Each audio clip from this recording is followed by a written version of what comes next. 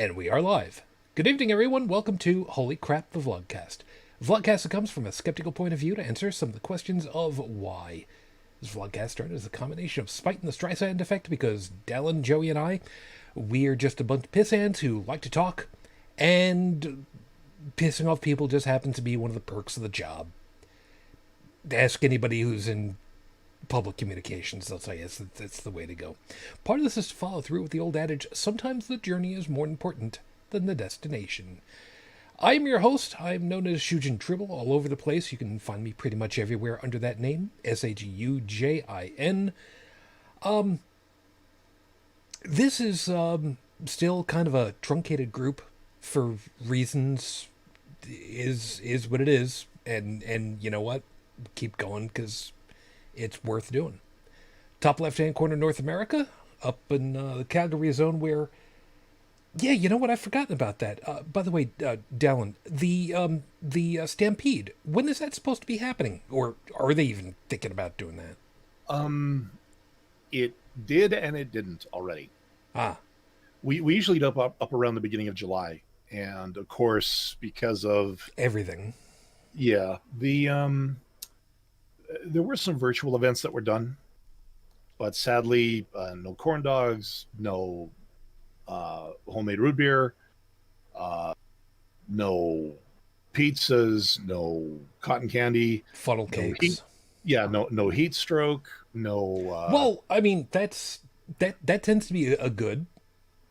Yeah.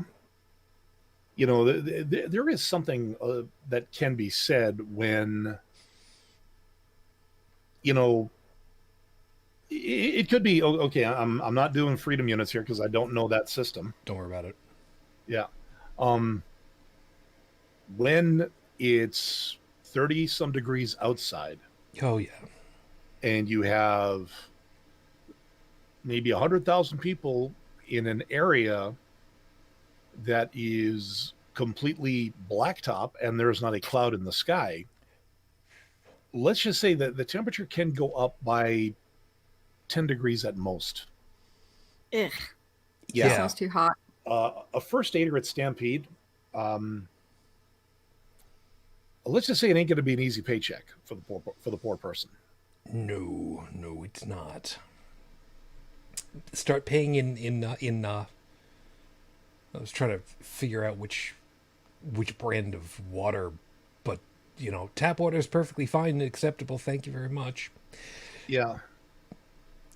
Down into the right Midwest of the U.S., Brigid is still not so disgusted that she didn't want to be with us anymore.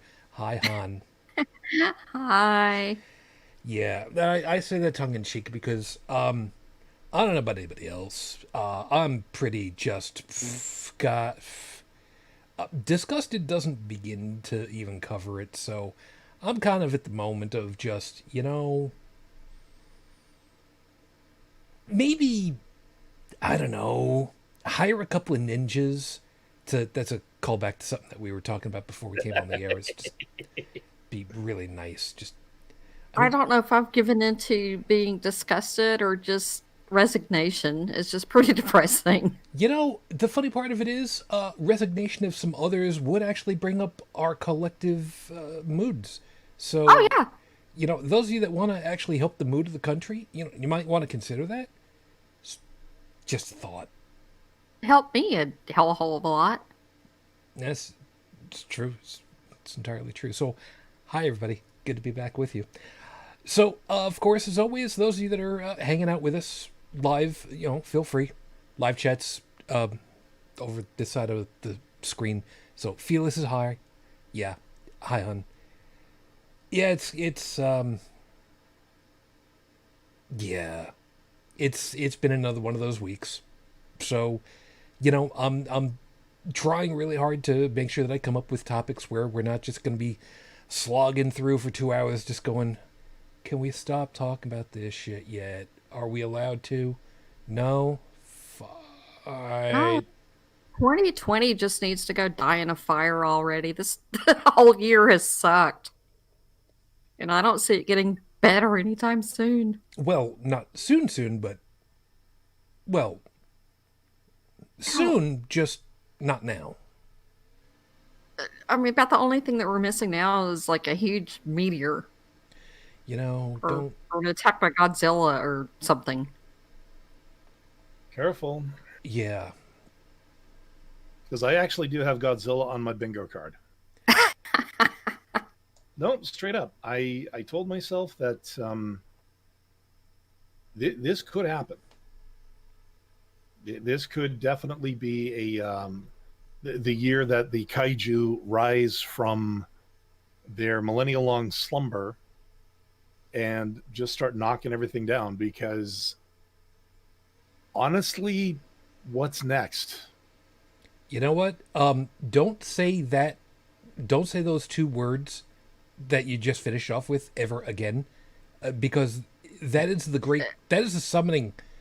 Yes. That is a summoning for the great god Murphy. You know But that, I'm right? just, Yeah, at but this I'm point, pretty though, I'm sure. ready for zombies to just come and end it. Just Well, I'm pretty sure at this point, even Murphy would take a look at this and go, "Yeah, You're good. no, You're good. yeah, you're on your own, You're guys. good. Even I couldn't come up with this stuff." Yeah. Meanwhile, Felix is saying winter is coming. You know what? I sort of get that reference, but I never saw that reference myself. So you know what? Piss off on that one. yeah, we don't know what you're talking about. Not. No. Yeah. See, then of course, you've got the. Okay. I got a buddy of mine. I know. We've got a whole show ahead of us yet. Don't worry about it. I got a buddy of mine. Currently lives out in Arizona. No, he is not dehydrated yet, although it's questionable at times. He had moved out there, and he had helped with. He had helped out with animal shelters. Guy came in, had a puppy. Beautiful, cute, little puffy, rambunctious. And the guy was bringing the puppy in because he couldn't handle the puppy, because it was rambunctious and it was always on. It was gnawing on things, and what puppies do.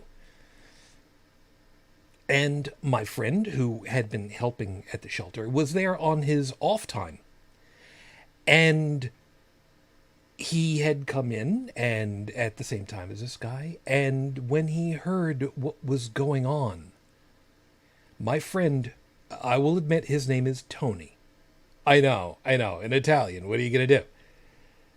He went off on this guy, and he read him the riot act. This is a baby. It's teething. That's what they do. How the hell did you get a puppy and not realize? I mean, the whole thing. And he was loud enough that the main doctor, who was a friend of his, came walking out to see what was going on. Stepped just in the doorway separating between the exam room and the front. Heard the last little bit of what was going on. Tony looks at her. The guy looks at her. She looks at the two of them. She looks at the guy bringing the dog back and says, "He's not done with you yet." Walked back, and Tony went right back on into the rest of what he was talking about, and the puppy went home with the owner with a promise to really, really reevaluate what he was thinking about with this puppy.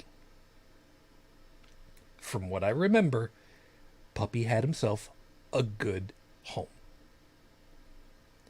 The idea of a doctor coming out and just hearing the last couple of seconds and just, "Nah, he's not done with you yet," and walking back, yeah. So, there you go. That's what I think the great god Murphy would be like right about now. Yeah, calendar's not done with you yet. Oh, man. Challenge accepted. Yeah, I'm pretty sure at this point, even George R.R. Martin is going, I couldn't write this. Yeah. That's kind of why my opening is going to be the way that it is. So, we will have, of course, all the stuff to talk to you about, and we've got like real, legit stuff to talk about momentarily. So don't worry about it. As always, if you want to, chat up on the live chat, please feel free. That's kind of what it's there for, and we'll see how this plays out for us. I thought I had something else that I was supposed to say at this point, but you know what? No, I don't. So I will just get us rocking and rolling at this point, because that's kind of my job. So we'll go from here. So with 5 minutes on the clock, your 5-minute freestyle starts right now, and the people who are looking at the video and looking at the description at the bottom, today, tomorrow, yesterweekend, it stretches across the entirety of the bottom of the screen right about. Yeah, I know. That's, there's a bunch of us right now who are feeling exactly like this. What is, okay, anybody know what time it is? Yeah, it's today, tomorrow, yesterweekend. I don't know what day it is anymore. Sometimes, I don't know what time it is. I don't know what day it is. I don't know what day of the week it is. There are moments where that happens, and there's a lot of us where that's happening with, and it's disconcerting for a lot of us, and we know it. It's okay. There are going to be people who are going to be just like, well, yeah, I mean, of course you're going to say it's okay. I mean, that's the kind of person you are. You're the kind of person to just go ahead and, tell everybody that everything's going to be okay, give you the fluff story, the blow smoke up somebody's kilt. All right, first off, I don't do that. Okay, I don't. I wouldn't. I respect you people way, way too much to do that to anybody. But for me to go ahead and tell you it's okay, I'm not saying that you should just no longer feel uncomfortable about it. It's a matter that it's okay to feel weird about all this. We've said, how many times have we told you guys? We're in a position now that the world has not seen in 100 years. Nobody has been through this with any appreciable memory. For us to be sitting here a lot of times and just, not knowing what time it is, all right, that's much more common. You lose track of time and, whatever. Maybe you got a vague sense of time and, okay, I'm starting to get hungry. Now's probably a good time to go ahead and have some dinner. Oh, well, it's almost 4:30. Why am I thinking about dinner at 4:30? Normally I'd have it at like 6:30. Well, then again, I did kind of wake up at noon today, so it is what it is. Yeah, you know what? It is what it is. I know. A good number of us are still working, fortunately. Some of us can't. Some of us aren't. Some of us are kind of trapped where we are the way that it is. I get that. I totally get that. I wanted, believe it or not, in all seriousness, and Felis probably knows a little bit about this, I have actually been considering becoming a bus driver for the school district that my kid was at. I did want to do it while he was still in school. So, I was figuring that come college time, he's not going to be home. I don't have to worry about having to be available for him at whatever time, because, reasons. And now, look at what we've got. We've got a whole bunch of massive question marks about how that should be done. We've got a school district in Indiana got halfway through the first day of school. No. Kid got their test back. They were positive. And now everybody's just trying to figure out what in the hell to do. School district here, they're going to be doing, like 2 days a week the kids are in. Half of them on 2 days, half of them on the other 2 days, and telelearning for the other 3. And we don't know what days are what now because we're completely lost in trying to find our way and our footing through this all. If you've been feeling like this, that you can't figure out what day is what, you're not alone. You're not doing it wrong. It's okay. We'll find our footing together. You're not alone. Episode 322 on the docket, Your Honor. The blood of Jesus will protect me. I'm pretty sure that everybody remembers the quote of the woman driving off to church, leans out the window, and I'm fine. I got the blood of Jesus is going to protect me. And it's just, no, guys, just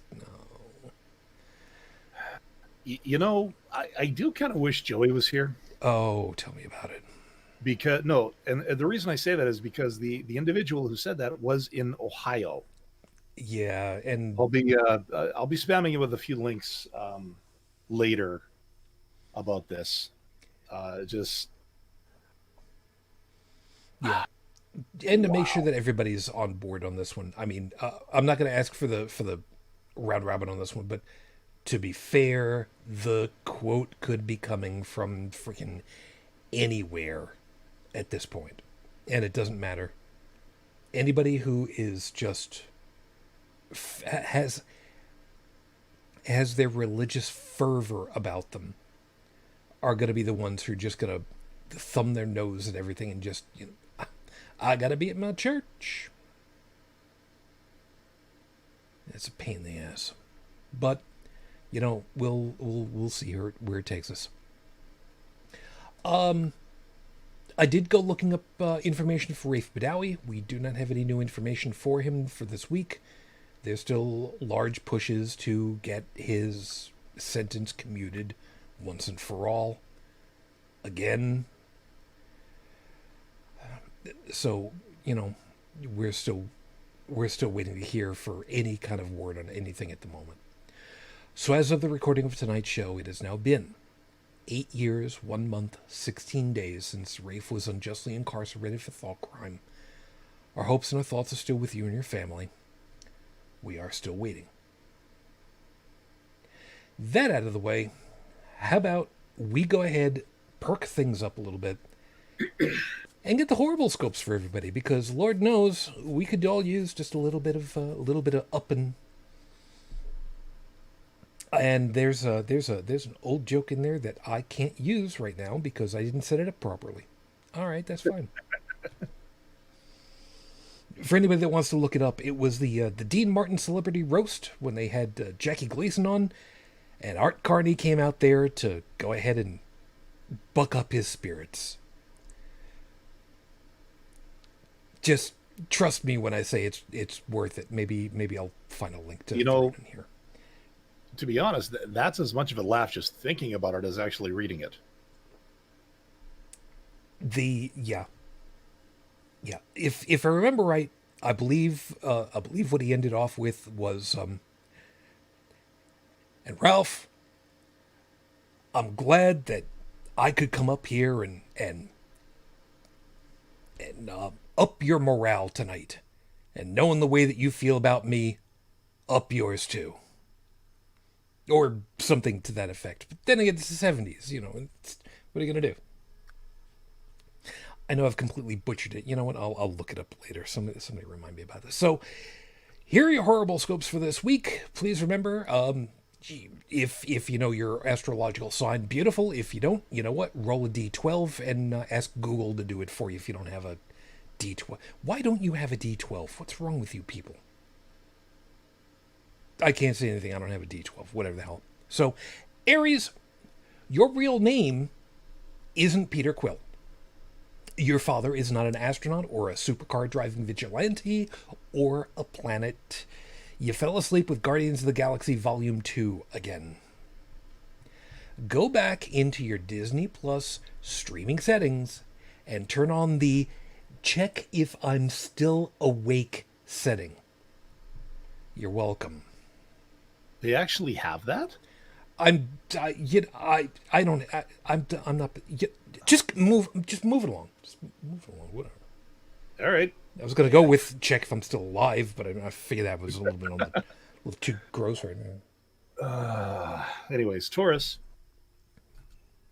do you remember how the first Rocky movie ended? A lot of people don't, so let's remind them. Rocky lost. But everyone was so pissed off that Apollo won in a split decision that it was personal pride that he get a rematch and show everybody that the fight was just a fluke. And then what happened? Yeah, Apollo lost. So here's your advice. If you're named for a god, don't tempt fate for reasons of pride. Gemini. With all the telecommuting people have been doing, maybe you should remember how Judy Jetson used to have a mask to put on when she was on a video call. So invest in a good quality applique and a crappy webcam for those teleconferences. They'll never be able to tell you're still only just barely awake. It's true. Judy did have one. Whatever, deal with that a little bit later. Cancer Moonchild, look. Cancer. We're just going to be honest with you. That outfit does make you look fat, okay? Yeah, get over it. The COVID-15 is a real thing, and wearing your high school spandex combo because it's comfortable is fine. But really, at the supermarket, just no.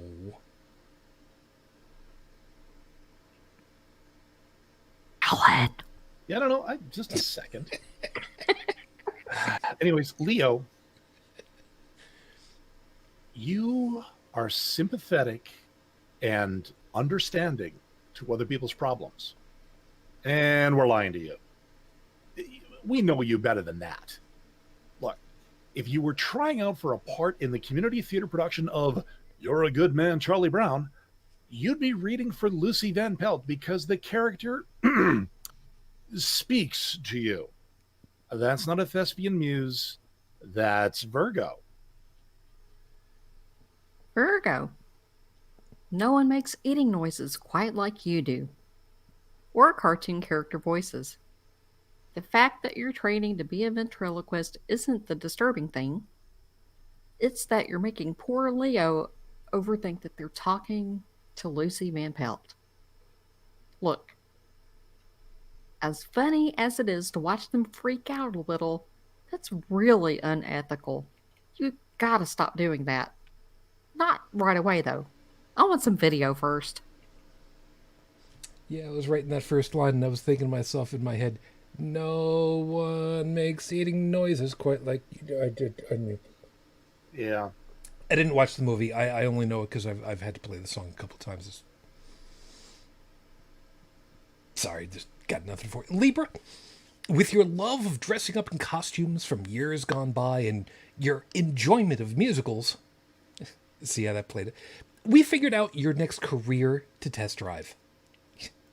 Chimney sweep.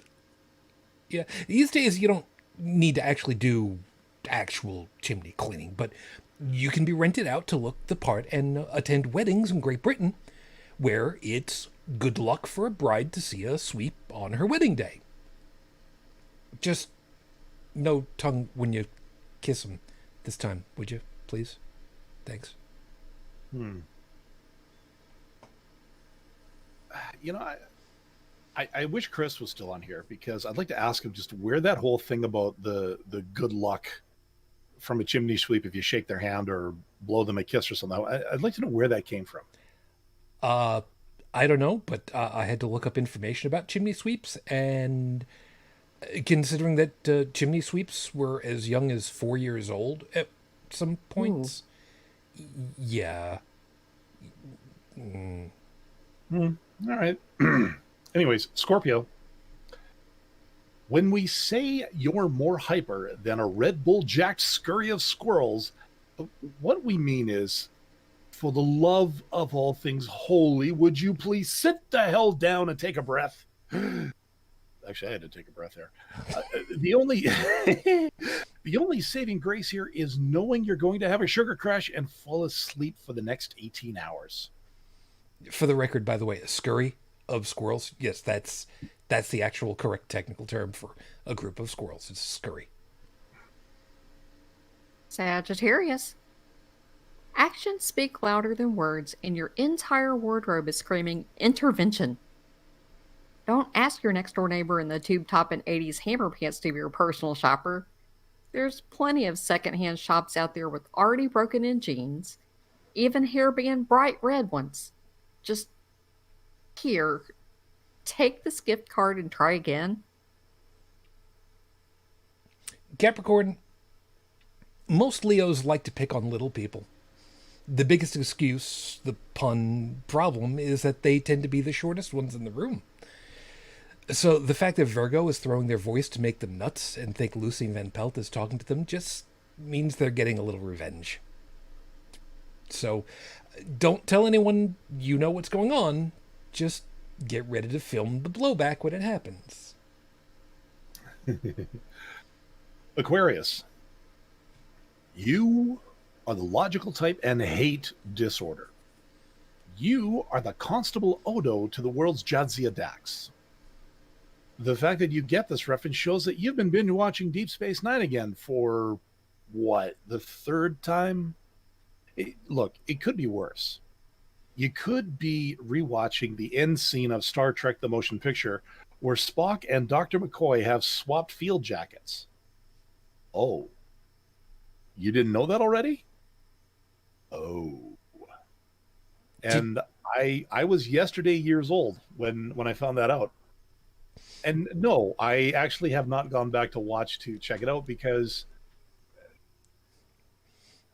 I really don't care. You wanted to last night. Well, Okay. He wanted to look it up last night. I don't want anybody to start taking that out of context right there. Don't do that. Yeah, no, I did want to look it up last night, and then after I was done last night, I went, you know what? It's too hot, too humid for me to really give a damn. So I went to bed. I got up this morning, like, okay, I'm feeling good. It's not too hot or not too humid in here. I can go look it up. I'm like, no, I really need to go to the store and pick up some stuff today because my fridge is empty. So I went and I got all the stuff. I came back. I unpacked everything, got myself a good lunch going, and went, I really don't give a damn.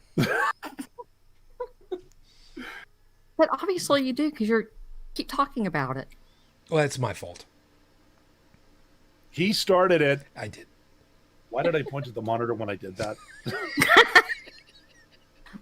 Pisces. Like everyone else, you want to get out to a movie or a play or a concert, but you have angered the great God Murphy. Your seat for the next show you go to will be abysmal. You will curse the first 7 born children of the architect that decided to put a structural beam in front of your seat, but it's already too late. Did you read your ticket's disclaimer?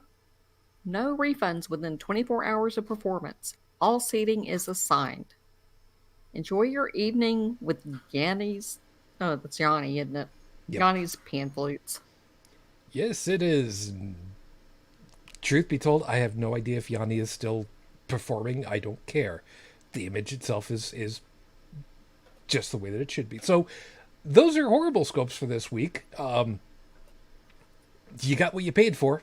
So piss off if you didn't like them, I guess is probably the nicest way of putting that. So there you go. You're welcome. And yes, I will of course have them posted in various social media all over the place later when I'm working on the next ones. When I remember to. I try to remember to do that on Thursday. ultimately Thursday, something's going on that it's like, oh yeah, I got to get it done for Friday because that's when they get premiered. So I should really do that, shouldn't I? Yeah, okay. Who can keep up with what day of the week it is? Uh Without a computer, there's no way I could. there is that. I mean, I remember once upon a time ago, you could actually tell what day of the week it was by what was on TV, but who in the hell bothers watching TV? True. Remember how that used to be? There used to be reruns. Yeah. Monday it was this one, Tuesday it was this one, Wednesday it was this one, Friday it was this one. Nobody cares about Thursday, so whatever. And must see Well- TV. There's no such thing anymore. I think Thursday was the night of the really bad sitcoms. Yeah, I think so. Yeah, and there was actually a time, and I tread on very fragile ground when I say this, but please understand this is the context. There is no digs meant here to anything. I'm saying it more for the benefit of the chat and for, in the future when people watch this and start lambasting it with comments. Up here, any like NBC, CBS, whatever, growing up, we used to get those from Detroit. These days, living out west here, we get them usually from Washington, like Spokane, Coeur d'Alene, those kind of places. Yeah, makes sense. Yeah. I used to call Thursdays Blaxploitation Thursday. Just because of the nature of the sitcoms that were playing on that day were all headlined by an African American cast. It was strictly coincidence. And I mean, I meant nothing by it. True. It was just like, yeah, I meant nothing by it. It's just that that's what they played. Some of them were really good. Some of them were like, what the hell were you thinking when you wrote this thing? Because if you now think, that you mentioned it, yeah, it was the if Cosby you guys Show. thought, if you guys thought I was being insensitive by calling it that, put it this way: the amount of stereotypes that these writers put into those shows make me look like a saint by comparison. Yeah. Just saying. It's fair to say that things have gotten better. Because one of the first things that I know that we're not exactly on the actual topic just yet, but we'll get there. Don't worry about it. I don't know if anybody else besides I had seen that somebody had done a fan recreation, I guess, reboot, if you will. Pilot 10-minute short film for a modern reimagining of The Fresh Prince of Bel-Air. Oh no. I hadn't seen that. It was great. It was absolutely brilliant. That's one I'm gonna have to get linked in for everything, because the guy who did it did a spectacular job. Will Smith had the opportunity of seeing it at some point, and even he was just blown away with how great it was, because it really pulled the whole thing modern, and it was no longer a sitcom. It was much more a coming of age drama, and it was worthy. It was really good. Okay, that one I can see. You guys remember the movies, the first Teen Wolf movie? Sort of, yeah. Michael J. Fox turns into a werewolf, plays basketball. Yeah. Lots of laughs. I remember MTV, because they don't do music anymore. The MTV actually did a Teen Wolf series. And it was the angstiest pile of a burning trash fire that I'd ever seen in my life. Cartoon series? Nope. Okay, then it's not. No, it wasn't that. This was angsty teen drama with a brand new cast and more than one wolf all going through high school. And one of the guys had an abusive father who beat the crap out of him. And then the old man went out to his car and took a swig of whiskey. just in time for his son to wolf out, come after him, and, well, what do werewolves normally do to people? And no, this is not a question directed at the furry fandom. Damn it. Tear them to shreds. Pretty much. I saw that when I was at the gym one morning because they actually run MTV on one of the TVs, and I'm looking at that and I'm going, well, so long, childhood. Well, funny part was thinking about, reminding me that Teen Wolf was a cartoon series too for a while. Yeah. I'm going to have to go looking through my collection because I don't think that I've... You know what? I don't know that I want that theme song. I've got a lot of weird stuff in my collection of music. So, don't give me shit about it. By the way, just for shits and giggles, I picked up this, which is Hooked on Classics 2 that I got at the store. Yeah, the company name, some people might recognize it. K-Tel. Mm-hmm. Yes. It's K-Tel. And yes, you found it. Good man. And that is from Will Smith's YouTube channel. So there you go. Well done. Thank you. So Dalan actually found the short movie, which is called Bel-Air, and Will Smith's reaction to it.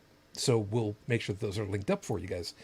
Anyway, so the K-Tel album actually has a little catalog to let you know all the other Hooked on albums that they've got. And if you really want, you can send them your name and address and mail it to the address on the inside, and they will send you a catalog of all the stuff that you can get for a penny, I guess. I don't remember. No, that was Columbia House. Sorry. Yeah. Columbia House was your first 10 for 1 cent. For 1 penny. And then you would just pay shipping and handling. And then if you did that, then you could get your first album that you were obligated to buy for, because you had to buy so many a year. You could get it for half off. And then the rest were full list price.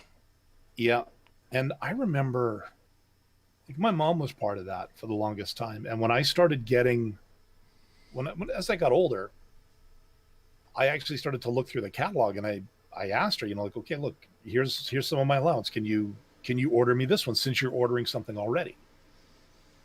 And then, oh God, what was it? Yeah, Columbia House eventually gave way to another one called BMG.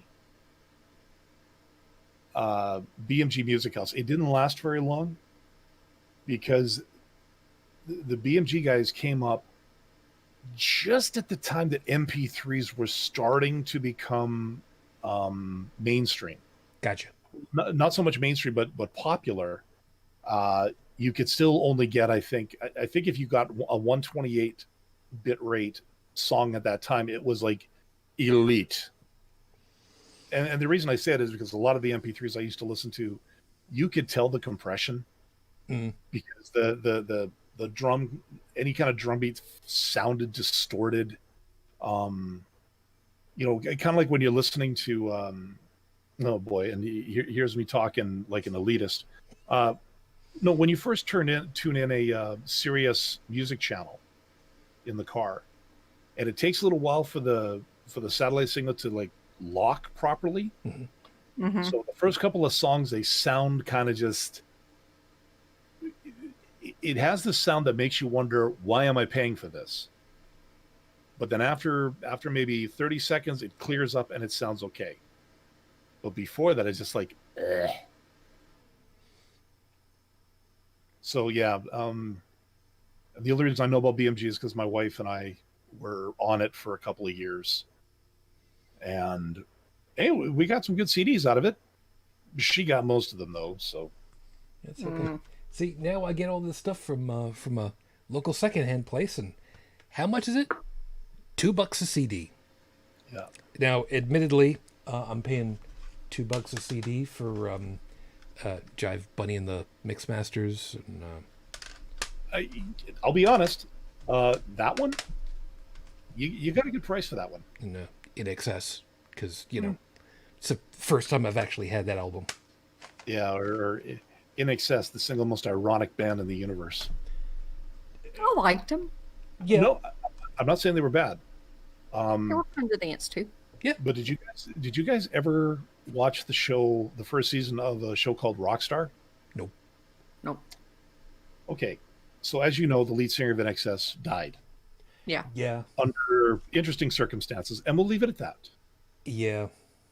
So after a bit of a mourning period, In Excess approached, I think it was Dave Navarro and a couple of other people, and said, "Hey, we want to put on a contest, and the winner becomes our new frontman, our new lead singer." Oh, that sounds vaguely familiar now. Yeah. And so they did out a casting call. They got a bunch of people in, and they started, putting stuff together. And the one of the things that one of the guys said was, I can't remember his name, Michael Hutchins, I think. Yep.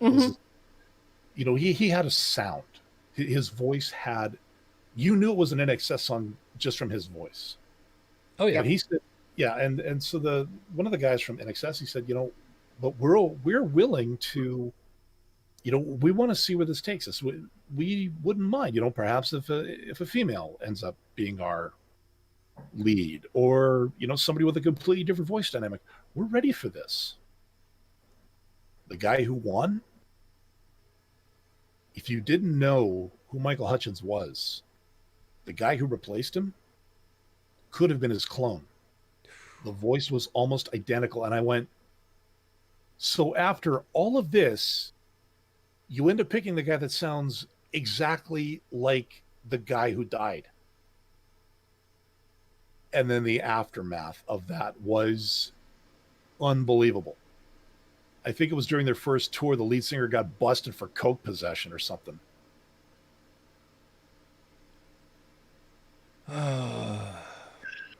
Yeah. Frickin' train wreck. Where's Striper when you need them now? I'm sorry. That's a callback to the '80s that people don't know. You know what? Actually, I heard they just released an album recently. What? Just a second. They're still around? Give me a hot minute here. More importantly, how in the hell were they able to let out their, I was going to say jeans, but I don't think they ever, black and yellow vinyl, I guess is what I mean. Okay. Brigid, what year do you think that they were done? No. Oh, okay. What year do you think they stopped? Let's be a little more contextual here. Hey, Striper? Yeah. I was thinking probably back at 89 or something. I don't know. Okay. I was thinking more like 87 personally. Well, okay. I just called it their discography on Spotify. Yeah. Mm-hmm. Okay, 1988, In God We Trust. 1991, Can't Stop the Rock. Okay. 2004, 7 Weeks, Live in America, 2003. 2005, Reborn. 2007, The Rock's Regime Demos. 2009, Murder by Pride. 2011, The Covering, which is, looks like they're all doing, they're doing cover tunes. 2013, Second Coming, re-recorded. I'm starting to get queasy. Also 2013, No More Hell to Pay. Wait on. Okay. 2015, Live at the Whiskey. 2015, Fallen. Oh, I like this. The first track, Yahweh. And 2018, Goddamn Evil.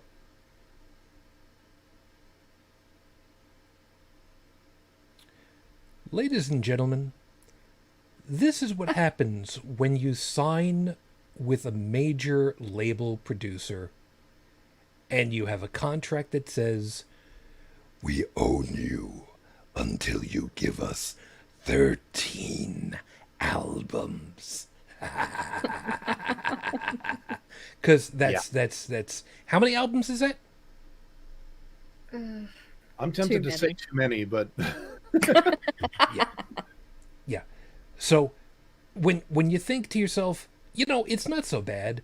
Okay, think back on all these other bands and then think about Weird Al Yankovic, who got rid of his last album, and it's finally the one with the record label that went and got him awards. Think of Twisted Sister, who for their last album on contract said, screw you, we're doing a Christmas album. Which, by the way, is fucking outrageous. It is a great album. You need that album in your collection. Oh, and when you said 13? No. 13, only 12. So they got one more going. Yes. Where's do I have over here? I don't have one over here. You know what? I've got a little baby marker. I am invincible. Yeah. There's a movie reference for some of you people. It was Cold-Hearted right there. You're welcome. Yeah, and that's another reference right there. There you go. Yeah, the pen may be mightier than the sword, but it wasn't mightier than the liquid nitrogen. No, it wasn't. But that's a whole other thing. And by the way, Felix had also said that as far as Columbia was concerned, yeah, it was all great. You could get your first order for a penny, but then you could never unsubscribe. Yeah. But I wonder how many credit ratings went through the floor because of those people. Don't know. So, how about we deal with this actual topic on the floor, because this one has quite literally been months in the brewing in my head, because I kind of had to question myself about my attitude about some of these folks. And I don't remember, it's been, like I said, it's been months. But there was somebody that we collectively, you know what, hold on. I'm typing this over in the host chat really quickly so that they know who I'm talking about. I had a conversation with somebody because I had basically said, and again, this is now months away, so I'm highly paraphrasing. There's got to be a certain point where you can't do anything for these people who don't want to be helped. What the hell can we really do? There's a certain point where we just have to you know what? What was the line from the movie Airplane? Chaka don't want no help. Chaka no get no help. That's a movie that folks could probably do with watching again, just because, oh my God. But be that as it may. And I've had this running through my head for literal months, trying to figure out, we want to help people. Whether it's from this pandemic, or if it's from being in abusive relationships. And that doesn't necessarily need to be domestic abuse. It could be religious abuse. Because let's face it, infants having their genitalia mutilated and getting syphilis from adults sucking out the blood of the wounds. Yeah. No. It's just. But the problem is, as I said, at what point do we have to say, I can't. You. See, the problem is, I've like I said, I've been ruminating on this for literal months, and I still don't have an answer for myself. At what point do we just have to say, I can't help you, and I'm not going to grab you by the throat and pull you across the line into safety if you don't want me to help you? What is the phrase I've always said? Oh, dude, there's so many. Okay. Narrow it down a little bit. Which is really too bad. I think that's a bad sign that I talk too much. No. No, it means that you're not a cartoon character with a single catchphrase of, I want a chili dog. How many times do you scream at a brick wall before you realize you're screaming at a brick wall? Yep. And I know we've talked about before that, well, maybe if you scream long enough, you'll eventually get that crack. Nope. Trust me, as someone who's had to deal with a few brick walls in his life, yeah, those. Okay, it's like going after the Great Wall of China with a pea shooter and not with a trebuchet like the Mongols did.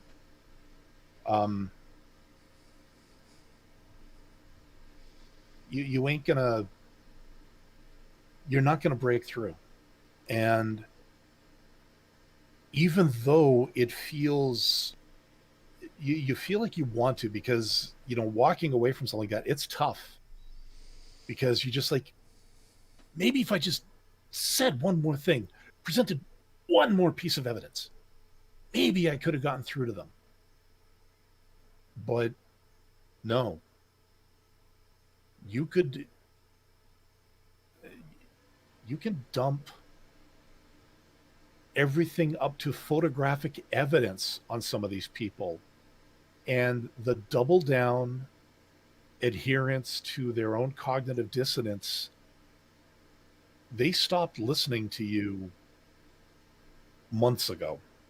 Even if you've only been talking with them for 20 minutes, they stopped listening to you the second you opened your mouth, because you're not one of them. You are, oh God, if Joseph was here, you are the outsider. You are not part of the herd. Therefore, you don't matter. You are the enemy. Yeah. And this is, I mean, you look at Bionic Dance, for instance. Great YouTuber, great debunker of every theistic trope that's out there. And every time these mutton heads come with something else, she knocks it down. And they've repackaged it, they've dressed it up, they've, if you thought that truth bomb was good, wait for my super ultra mega giga megazordial truth bomb. I can't remember what the last Power Rangers Zord was called, but I remember it had like a ton of prefixes in front of it. And she just kind of takes one look at it, pushes the open button, and went, oh, it's trope number 52. Yeah, bye-bye. Thwack.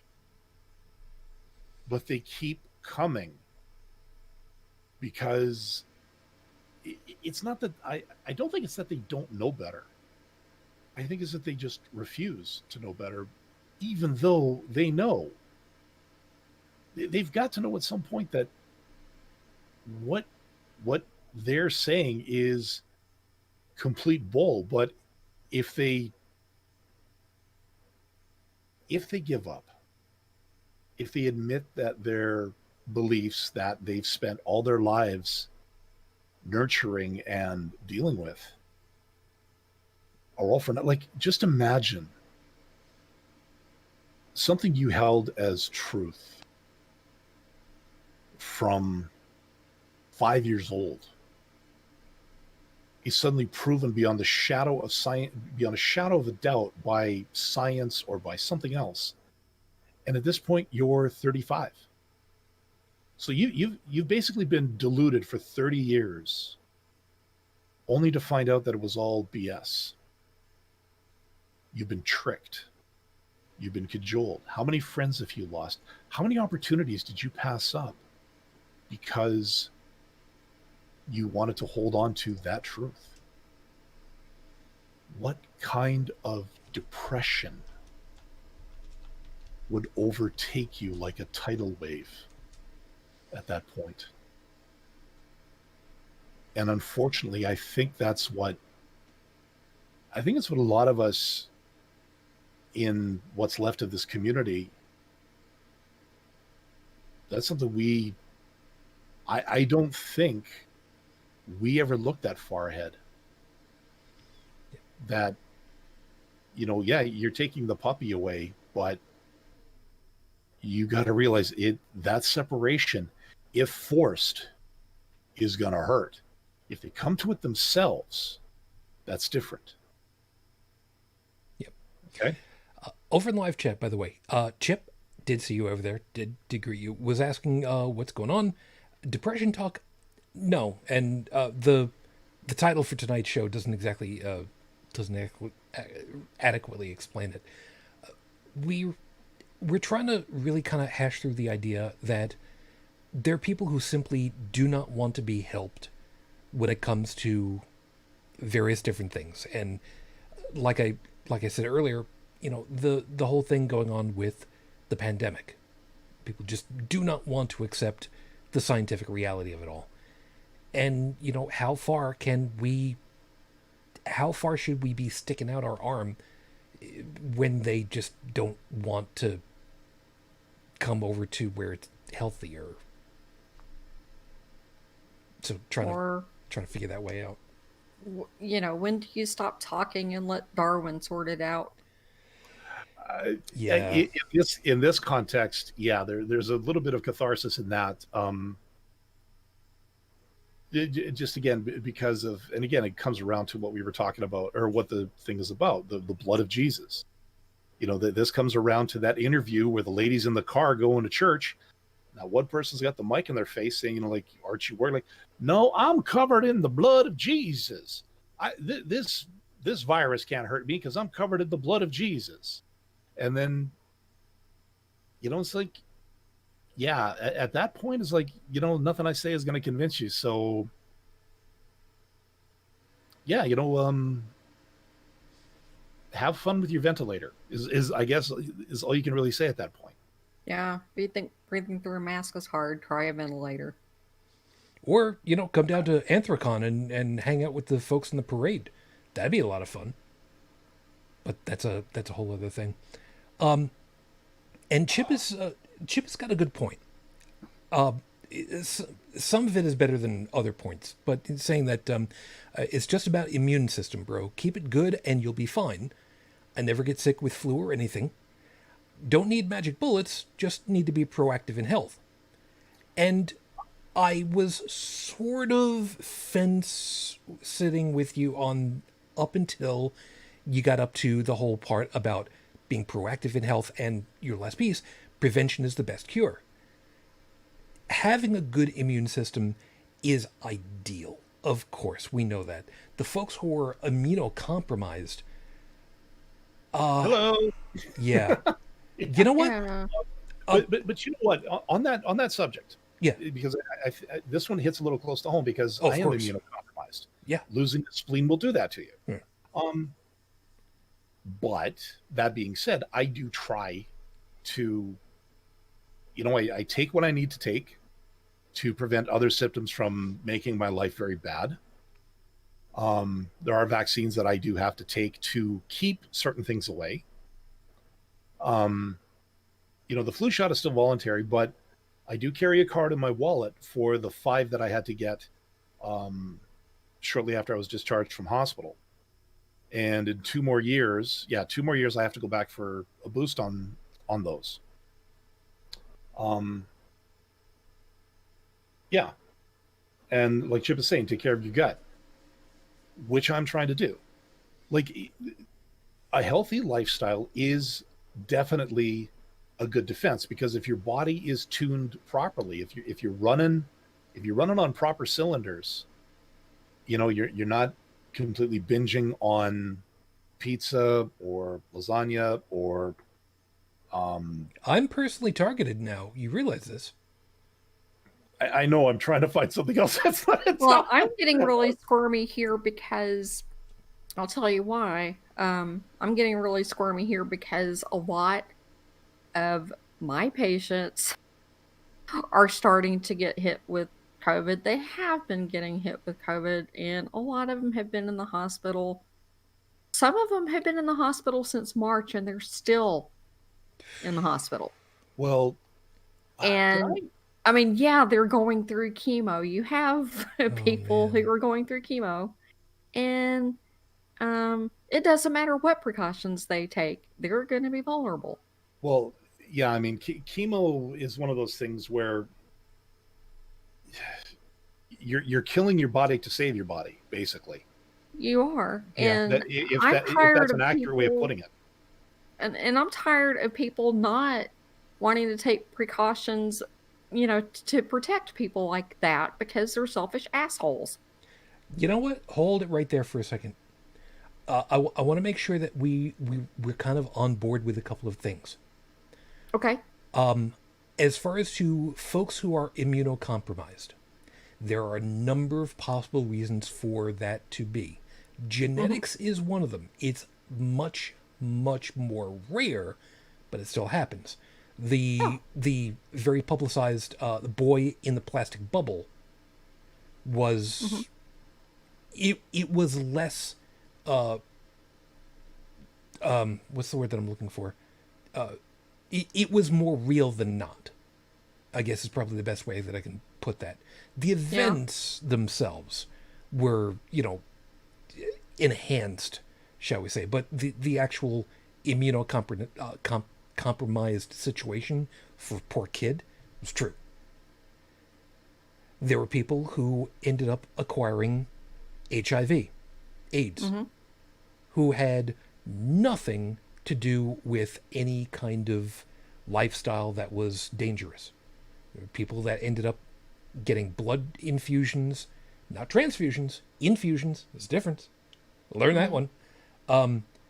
Because they went in for surgery and had no idea because nobody knew. But then, Well, yeah.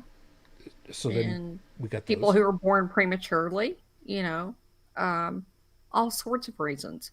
Yep. And the most terrifying one to date, the people who got hit with something that otherwise shouldn't have been measles.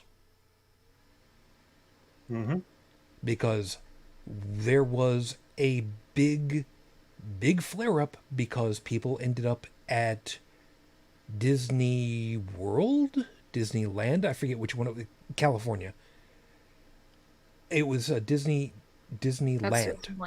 Disneyland. I see. The only way that I remember it is the big sign Hollywood used to say Hollywood Land, but land actually fell over and they just left it that way. So I have to keep reminding myself it's Hollywood Land, so it is actually Walt Disney Land. You know what? I find this unbelievable. That was just last year. What? Oh, the outbreak? August 24th, 2019. Yeah. And the people who ended up getting measles, any immunizations, any antibodies, any way of dealing with common stuff that can be vaccinated for these days is gone. And will probably be gone for like a decade and a half. And these are people who could end up being dead from an infection. Now, with that in mind,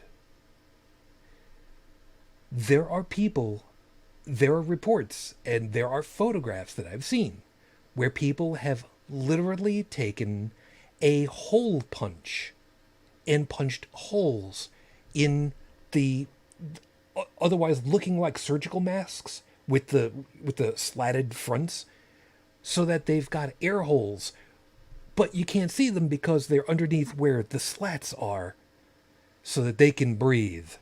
Like that does anything for anybody. You people who do that, you're assholes. You're Well, potential murderers. yeah. I have a good one for you. Please. Okay. Uh, where my daughter used to go to school years and years and years ago, before we moved to where we are now, decided to go ahead and open the schools. And they made it half a day. But whoever the superintendent is decided that all of the kids were going back to school, no excuses. Everyone was required to be there. And so, of course, somebody sent their kid to school who was having symptoms of COVID, but because all the students had to go to school, no excuses, kid had to go to school. And so now they've got a whole bunch of people in quarantine again because this kid went to school and was having symptoms and was around a whole bunch of other kids. And this just happened Friday. Yep. Not even a full day in. I know, and I'm thinking, what the hell were you thinking? I mean, for one, requiring all the kids to go, no excuses, and for two, the parent who sent that child to school knowing. Well, if I remember right, they hadn't yet gotten their test back. Well, they were waiting on it, but Yeah. was still symptomatic, and I'm like, no. And Chip is also reminding us that hypoxia ain't good. I agree, that's true, but you're not going to get it from wearing a paper mask. You're not going to have it from A surgical mask is not going to give you hypoxia. I promise. No, and if that really were a problem, trust us when we say any surgical theater would have people falling over dead inside of 3 hours if that were the case. And I've suffered hypoxia 3 times. It ain't fun.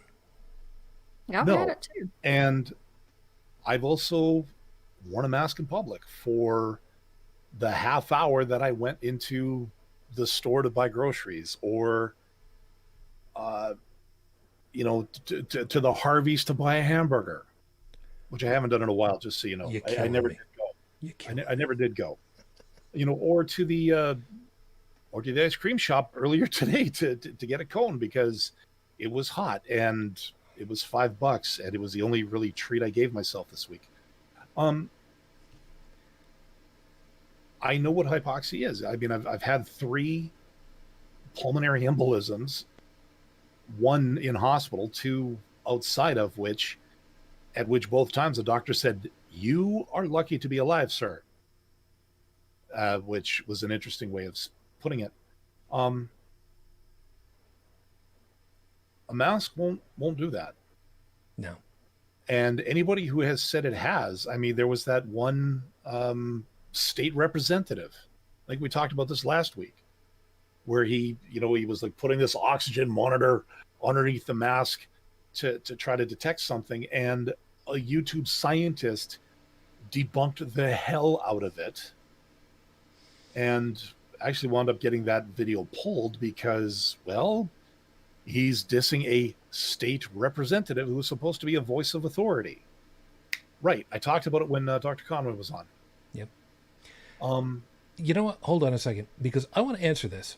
And Chip, so that you understand, I am basically a nobody when it comes to a lot of stuff. I know a lot of different things, but I know a lot of surface level stuff. In this particular case, for us, Brigid is someone who actually knows and is trained in medicine.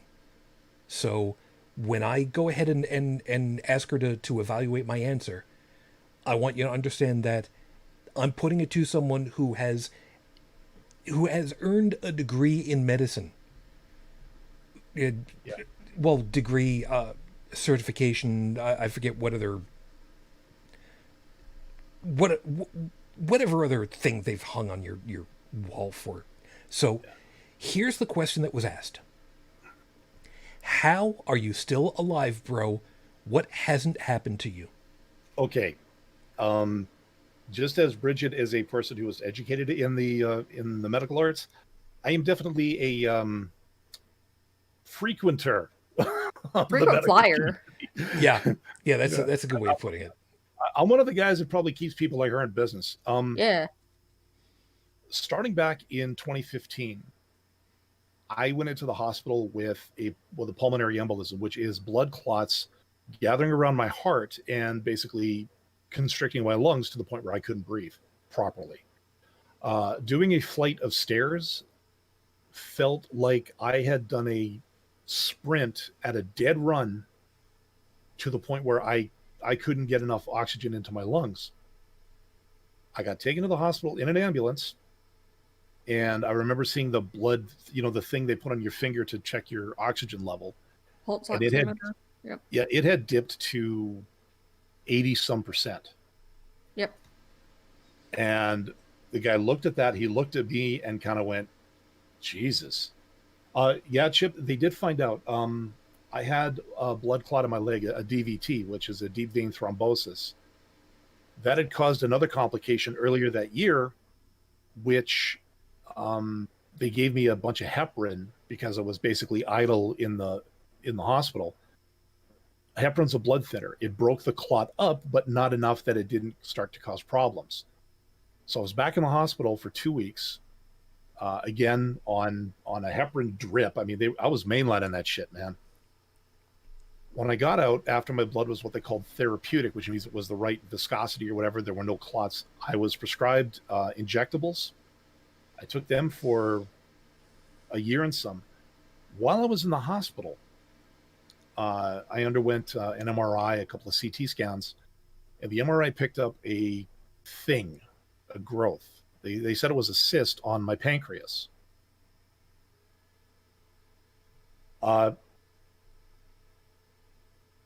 Now, okay, I'll answer that one in a second, Chip. Anyways, they found a cyst on my pancreas, and they scheduled me for a surgery to take care of it. It wasn't considered life-threatening, so they let it go for a while. I talked to the surgeon a couple of times. He said, yeah, we got to take it out. I was scheduled for the surgery in March of 2017. I had the surgery, everything was fine, but an infection developed in the incision area. And I was on antibiotics I was in the hospital for 2 months while they were trying to fight this thing. I underwent, it wasn't a fun time. No. Come to find out that they had taken out part of my pancreas. They had also taken my spleen because of the problems that this thing was causing. While in the hospital, I suffered another hypoxic episode. That took a week of my life I don't like to think about. I finally got out in, I think it was either May or early June that I got out. And I wound up going back again after 2 months because I had a relapse of another embolism. And that's when they finally got me off the injectables and onto a tablet that I take twice a day now. But to answer your question, Chip, about the K2, that is if you bleed out. If you start suffering from internal hemorrhaging, they shoot you with the vitamin K to help thicken your blood. So the heparin was actually, and I'm Nordic by descent. My ancestry DNA test came back, and I am about as Scandinavian as I'm Scandinavian AF. Okay. Yeah. My DNA traces to Norway, Sweden, and I think a little bit in England. So Nordic blood is thicker because it's an insulator. Yay, evolution. Screw you. Yeah, K2 prevents abnormal blood clotting, but it also helps to staunch runaway hemorrhaging. So, like, if something burst in here, and I looked at my arm one day and suddenly it turned purple because of a ginormous blood blister, Yeah, that and it could be a started problem. swelling. Yeah, Mhm. they actually put me on K2 after the surgery to make sure that I wasn't gonna, because I was still healing. You've got 50 some odd staples in your gut. They don't want to risk anything leaking. And yes, they were staples. They were not stitches. Wasn't fun. Yeah. Yeah. But now it's been 3 years now, over 3 years since that whole episode. And I think I came out of it pretty good. I'm on two Eliquis blood thinners per day, one in the morning, one at night. I've not had any relapses. Every blood test I go back with, they say you're doing fine. I'm trying my best to do better, health wise. Again, I'm not eating the big bags of chips and, mowing down. I'm not buying Halloween candy for myself. Let's just put it that way. Chip, to say it was a bad experience is like saying a hurricane is a little wind. It was scary as all hell for those of us that are his friends and family of choice, let me tell you. The other thing too, and I'll end it with this. The recovery ward I was in here in Calgary was also the recovery from oncology, which is cancer. And in the 2 months I was there, I had maybe 19 other people rotate in and out of that room because it was a semi-private. All of them left that room, but I think some of them didn't go home. And there was one that she had to have been 19, stage 4 colon cancer. They opened her up. The doctor took one look and went, nope, there's nothing they could do. I'm behind a curtain as she's wheeled into my recovery room. The doctor gives them the news. The parents are there. And they're not taking it well, obviously. And they talked to the girl, and she said, so I'm just waiting to die.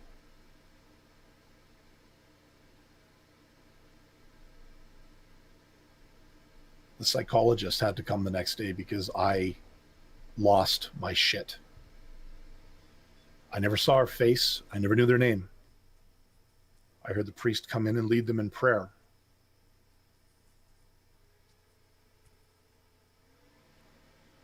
And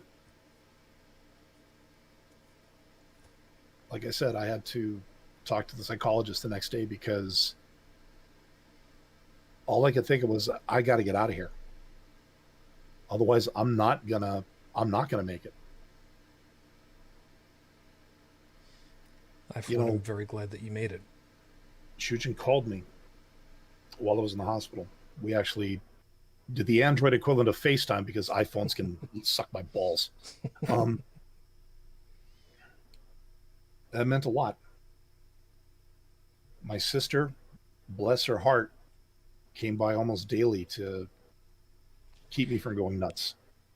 See, that's the northern version of bless her heart, not the southern version. That's right. Make sure we're on board here. And Chip, to allay that one, I'm from Canada. We don't quite have the demand for organs that I think that y'all have down south there. So, yeah. And also, to be fair, I'm pretty sure in my current state, they're going to take a look at my body and go, there is nothing here we can use. We can't. We're not even going to clone this guy. Yeah, it could be that. let me answer the question that was posed earlier, because I think it's kind of important. How are you still alive? What hasn't happened to you? And like I said, Brigid, I would like your professional, your educated opinion. The answer to that question is, I still have the bioelectrical signals working in the order that they're supposed to be inside my brain. Yeah. Ultimately, that's really it. And I say that glibly, knowing full well that what goes on in there is incredibly complex. It is incredibly complicated, and any one of a host of different chemicals suddenly coursing through this body could completely screw up, well, who I am. Mm-hmm. So the idea that I and the rest of us are alive is far and away more incredible than when we're dead. That's normal. All the weird, funky bioelectrical bullshit that's going on inside of this cranium of mine, that's the weird shit. That normally doesn't happen. And this collection that's going on right here, right now, that is known by the moniker of Shujin Dribble, because that's what I want to be known as. Yeah, in a couple of, in a couple of decades, will no longer be. And I can't say that I'm okay with that, but I have to know that's simply the way that it's going to be. And there will be no me at that point. And Lord knows, like I said, you get weird ass chemicals coursing through me. There may not be a me sometime after that if things really get screwed up. Yeah. And I know that I have said this before, and I'm going to say this again. This COVID thing is not the flu. It's not even primarily a respiratory disease. It really fucks with your von Willebrand factor, so it causes all sorts of blood clotting issues and stuff. So everybody needs to wear masks.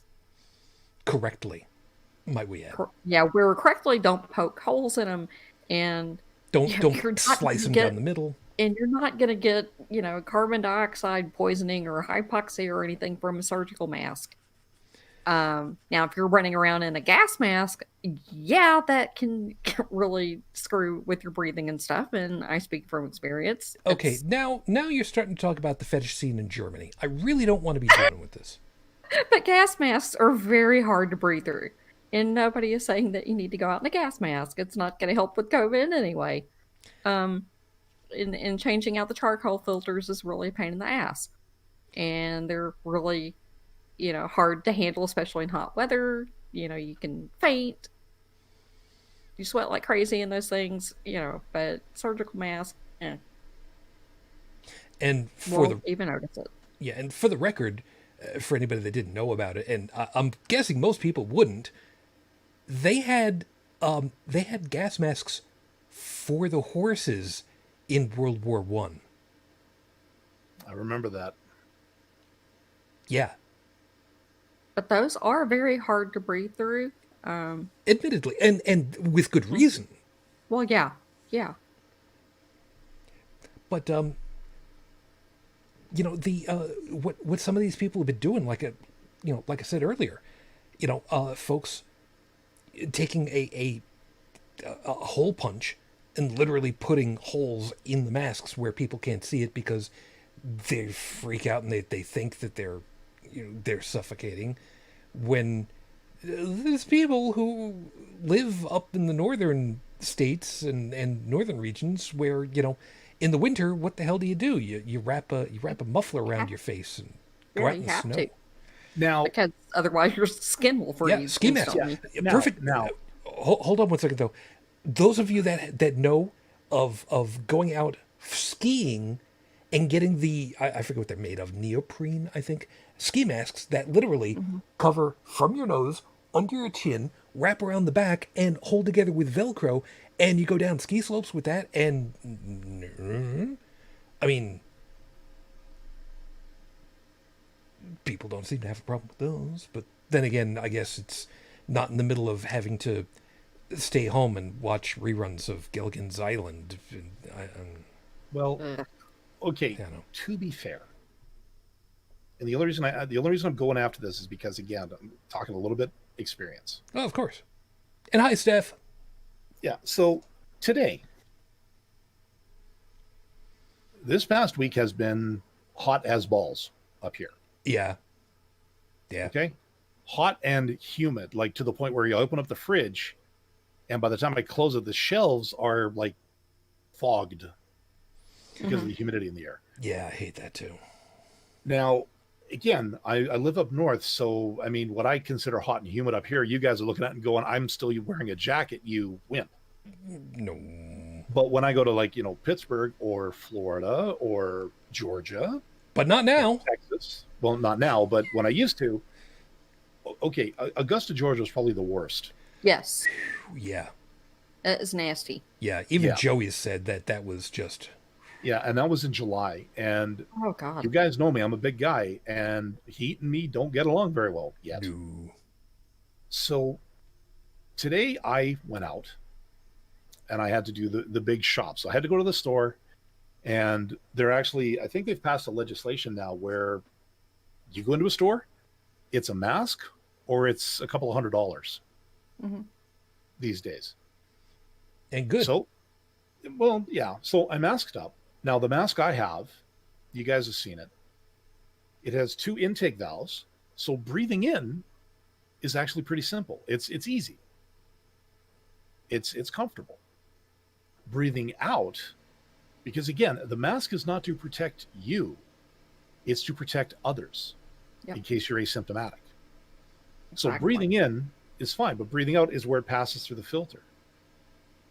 But again, breathing in, I get a fresh source of air because I've got the mask with the valves on it. But even after doing all of that today, and the store was not very nice either, I got in my car afterwards, I pulled the mask off, and yeah, my face was very moist, let's just say.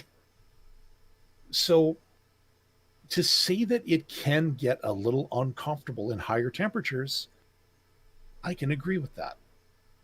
I visited I had to go for a specialist appointment recently for something, and showed up with my mask, and they actually told me to switch that one out for an actual N95. What a pain. And that one was a pain in the ass, not because it was hard to breathe, but because the damn thing kept fogging up my glasses. And I've actually seen on Facebook where they have, just put a little surgical tape over top of the mask, and you won't have to worry about your face, your glasses fogging up. And I thought, okay. Is there any tape there to be had? Oh yeah, there's a roll of Scotch tape. No, I'll deal with it. So I mean, I can see where some people would consider it an inconvenience. But I also kind of go back to the whole freedom fetish. Mm. I got nothing against liberty, folks. Make no mistake. Liberty's a good thing. The fact that you've got that stuff written in your documents is surprisingly unique in the world. Things like free speech, freedom of this, freedom of that, you go to any of these other places, to them, it's merely assumed. But if you want to get to brass tacks in some countries, nope. You can, there are places where, you speak out of turn, you can get shot. Legally, you could get shot. Some places you will get shot because, well, that's authoritarianism for you.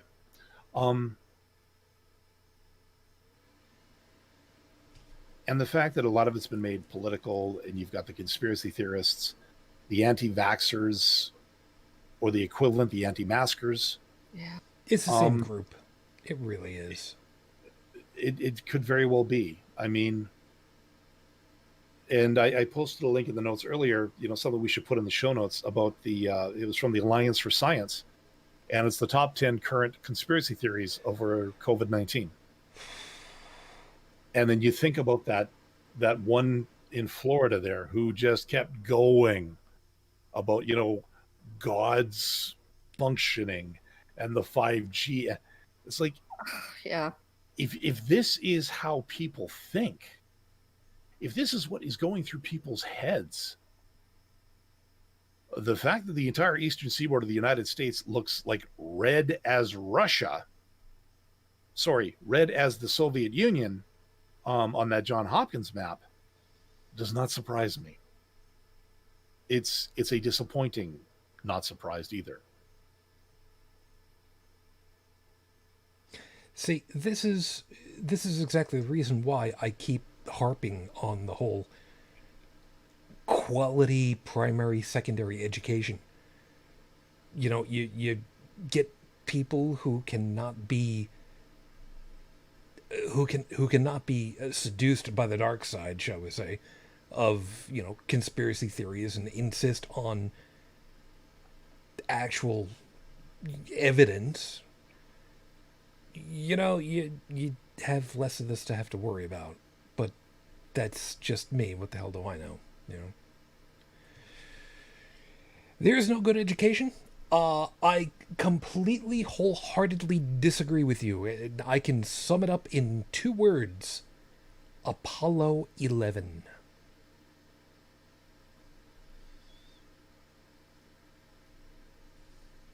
But again, that's just me. Education doesn't teach us anything.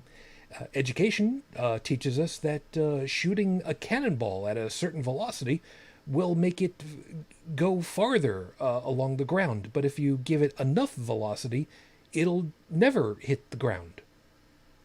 But, that's... I'm trying to remember. Was that Newton or Galileo? I think it was Newton. Crap. What, gravity? Well, no, the whole shooting a cannonball farther and farther with more velocity. Eventually, you give it so much that it just won't hit the ground anymore. I think that would be Newton. I think that was Newton. Yes, it would have had to have been, because it was Newton's theories on gravitational attraction that got us started and got the beginnings of it all until we changed everything around. Yeah, Dan. So there we go.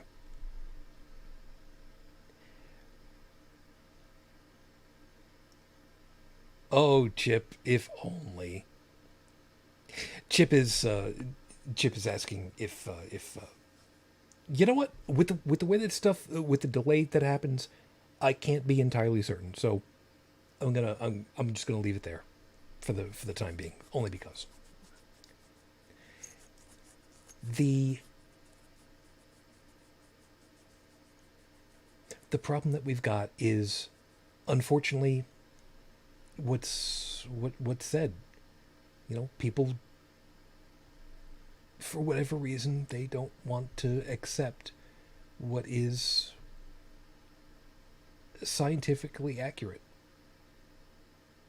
and it really hurts in a massive way, because right now, especially with everything that's going on with the pandemic, we are learning in real time what would otherwise be done in a research lab, possibly potentially underground, because nobody wants to get this out into the air, with a whole bunch of fluorescent lights overhead and a bunch of microscopes and petri dishes, and trying to learn everything that you can without having to get the public involved accidentally.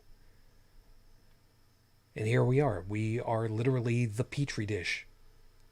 And the scientists are trying to learn everything that they can, literally in the moment. And there are things that are coming along, and there are things that are wrong, and there are things that maybe they're right, maybe they're wrong. We can't really say for certain just yet, and it's making all these conspiracy theories about it all just take off because nobody wants to wait for the actual research to be done. They want the cure now. Well, what was it I saw today? Oh, no, it wasn't today. It was a couple days ago. There was something about for traveling to make it safer. I'll find it. But it was a quote unquote health passport.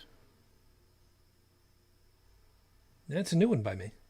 Yeah, let me just give me a second here. I want to see if I can find this thing. Sure. Let's see.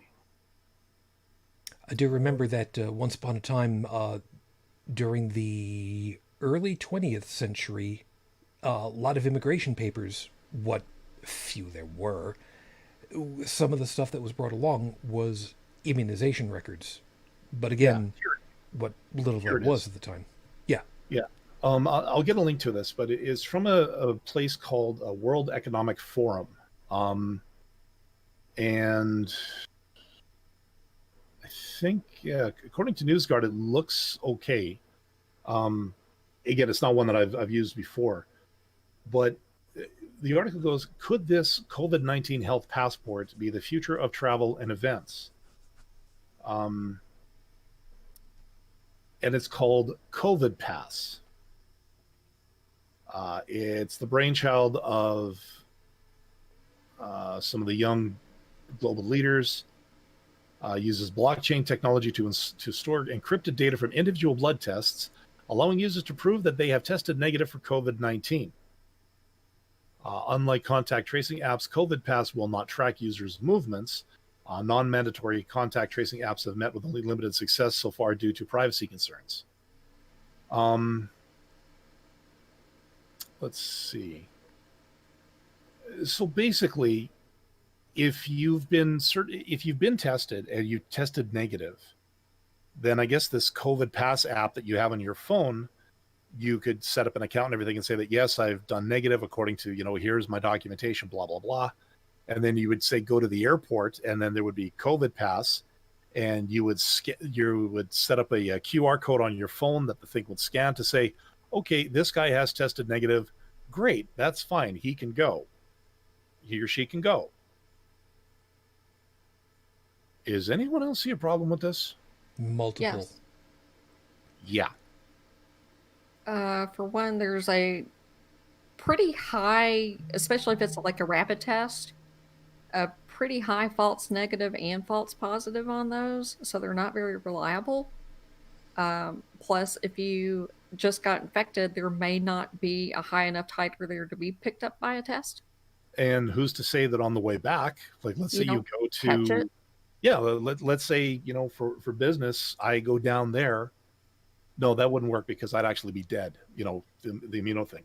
But let's say somebody I work with goes down to Florida for work, because I remember we used to have customers there in my old job. And COVID passes, yep, he's fine. He can go, and then he gets it down there. Mm-hmm. But no, it's okay, great. He's fine according to COVID Pass, so he can come home and everything, and ends up infecting his family. Yep. And depending, that then spreads out to a school, and then goes to an inter-school event, and then off to those families and to their businesses, etc., etc., which is exactly the petri dish that we're in right now. I'm sorry, I'm kind of repeating myself. Yeah, which is why, yes, this sucks, okay? Understatement of the week. No, listen, if I was still working at my job where travel was part of it, yeah, a lot of project work would be completely boned right now, because we couldn't go to fulfill certain obligations that were written in a contract that cost hundreds of thousands, if not $1 million for that project. Because written into that project is so many hours of on-site personnel to work with the companies. So yes, and until we've got a way to seriously stem this thing, a lot of stuff is on hold. Yep. And a vaccine to me is going to be, if not I know it's not going to be like the be all end all, but I think that will actually be the first serious strike back we have at this thing. Mm-hmm. And before anybody gets into the whole microchip thing, just go look for the syringe that they use to microchip your pet, or to insert, because some people do get, the RFID injection or whatever into their hand or whatever, so that, they can just place their hand on a beep sensor to pay for stuff. But that's a big syringe. Well, this is what I'm saying. So if you go, if and when the vaccine is finally ready, if you go to get it done, take a look at the syringe. If it looks like something you'd get a flu shot out of, I think you're okay. If it's something a little bit bigger and a little more menacing looking, okay, fine, GTFO. Yeah, if I'm not mistaken, those things would be about the size of the screwdriver that I've got here that I would normally use for stuff in my computer case. It's small if you think of the size of screwdrivers, but if you consider that this is supposed to go inside of somebody's skin at that point, yeah, I'm thinking no. Plus, as some other people have noted, if anybody really wants to be going ahead and tracking folks, we voluntarily keep these RFID'd items, on our person almost all the time currently. Cell phones. And hold on. And it's not just the smartphones either. It is traditional cell phones also, because they can easily be triangulated. Any RF device can be triangulated.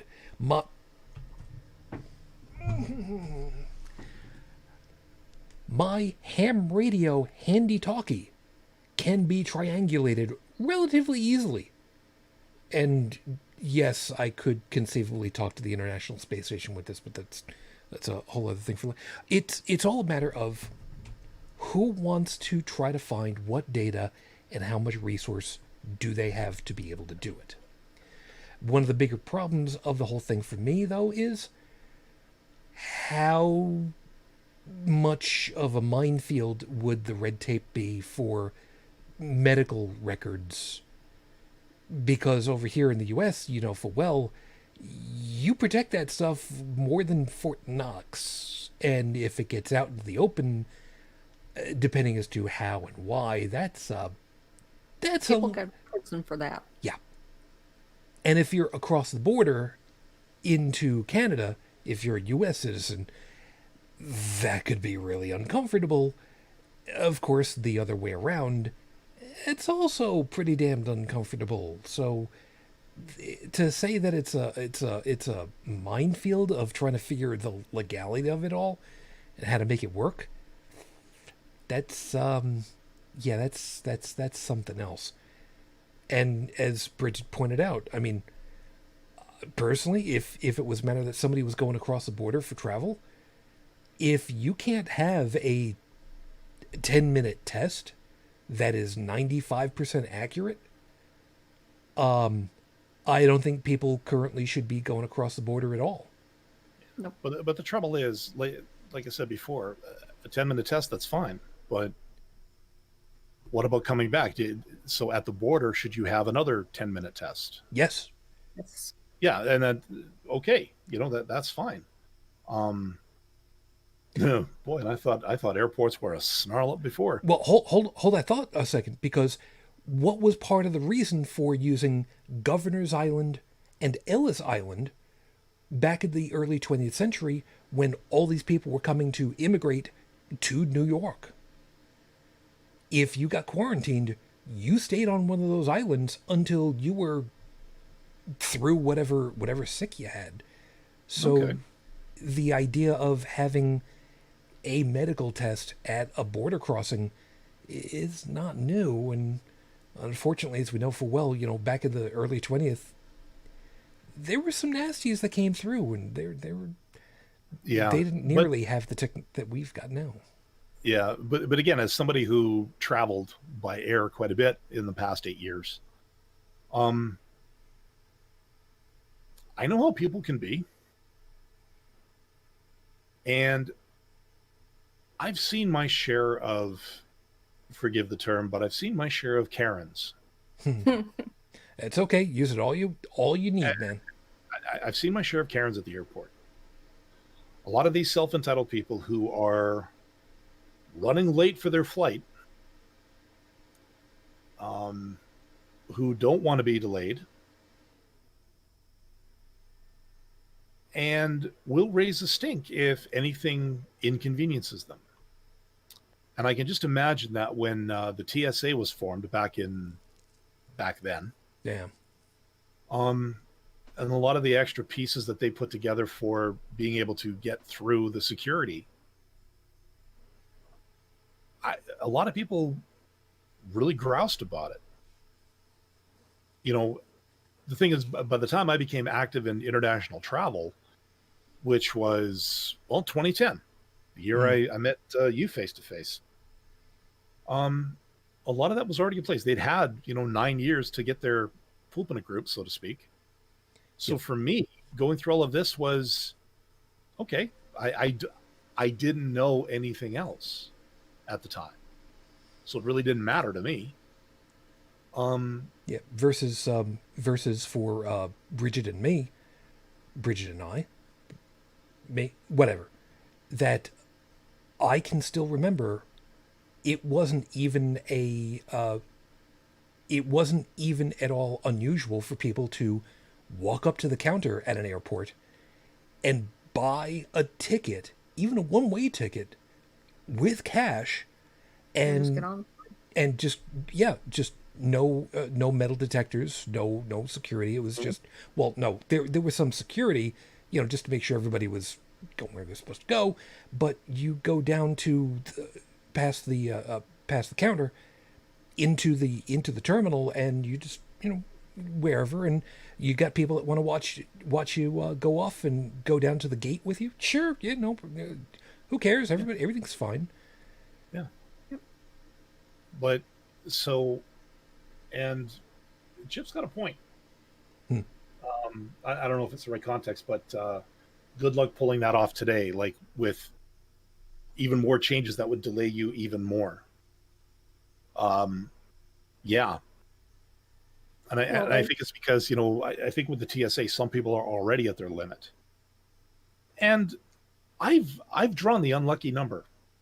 There is a code you will get on your boarding pass. If you get that number, you get the special treatment. Yeah, well, the problem is every time I fly, they pull me out of the line. They swap me for explosives. They give me an enhanced pat down every single time.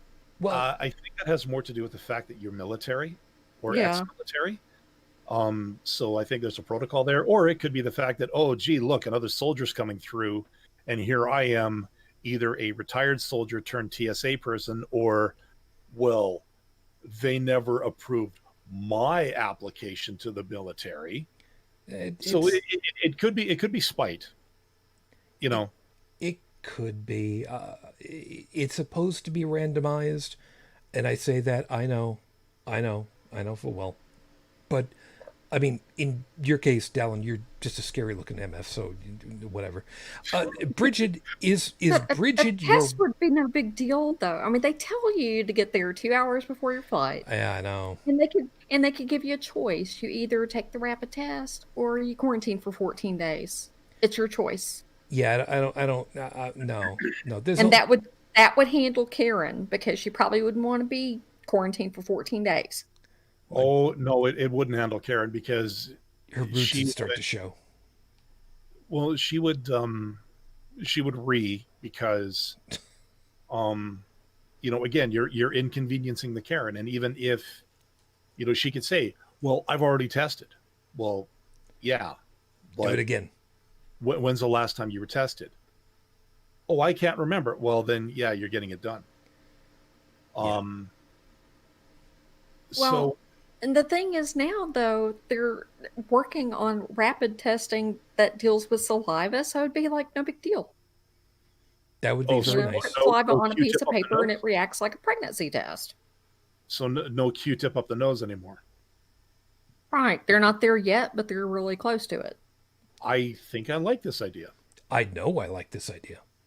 because a Q-tip up the nose is damned inconvenient. It hurt. It does. I've had, not specifically for COVID, but last time that I was admitted for pneumonia, yeah, they did it all the way up my nose, down into my throat, both sides. It hurt. Yeah, we're actually at the point now up in Canada that I was at the pharmacy a few days ago, and you can get even if you are not symptomatic of anything. We're at the point now that regular people can get tested, uh, just the same way you could get a flu shot. Nice. We're You know, not there yet.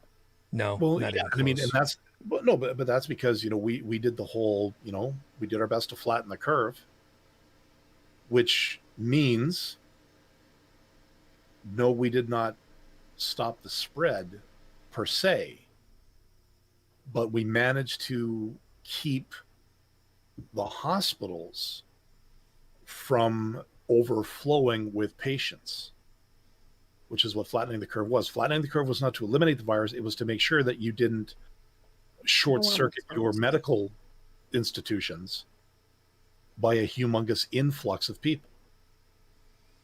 Now, we're actually, because we're starting to reopen, we are seeing spikes, small spikes. Like we've seen some double digit days, we've seen a couple of more deaths.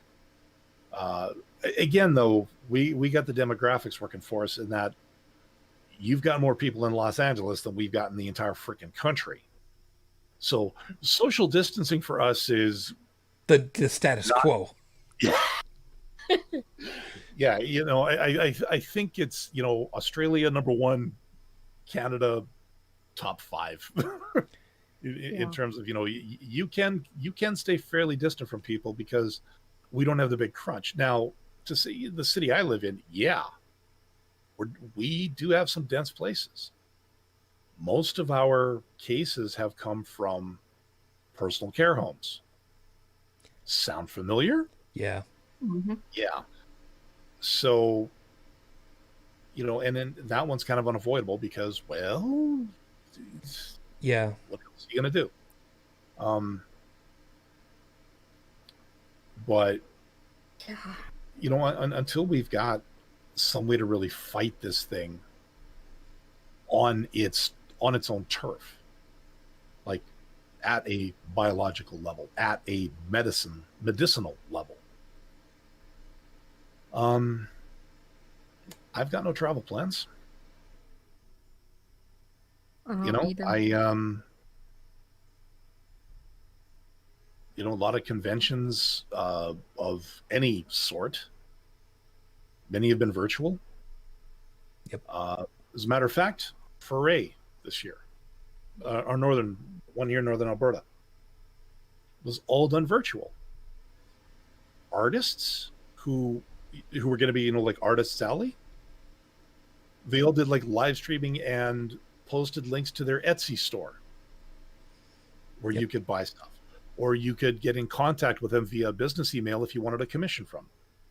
Yep. And you guys know full well, I touted big time that I campaigned really hard to be the kickoff DJ for an Equinox this year, and when they canceled, I said, "Fuck that! I'm not giving up my time. I'm still doing it. I don't care." And shortly thereafter, a bunch of them were just like, I don't know that I had any kind of influence on this, but the whole thing went virtual also. And considering the number of people for Vernal Equinox in Canada, I mean that is currently the largest FurCon in Canada currently. Yep. Anthrocon in North America is the largest. No, You're right. Sorry, number two. It's number two now. You're right. I forgot about that. But the idea of 6,000 potential infectees together for what should otherwise be just fun times. And we know full well that con crud itself is a thing when people are just normally healthy. Yeah. The idea any of that just going bad, man, just it's the only responsible, it is the only ethical thing that any of these groups could have done, to just say, you know what, nope, full stop. Well, here's one for you. Today was I mentioned this before the show, TennoCon. For those of you that don't know, TennoCon is based in London, Ontario. Sorry, Chip, I have to cover this one a second. Chip had gone ahead and said, wait, are you a furry? Okay, first. Let's deal with just me for a second, because it's easier this way. First off, the first answer to that is, what are you, new? Oh, that's right. You actually are. So please forgive me. I'm just having a little fun at your expense. I am a furry. I'm a brony. I am an ex-Roman Catholic. I am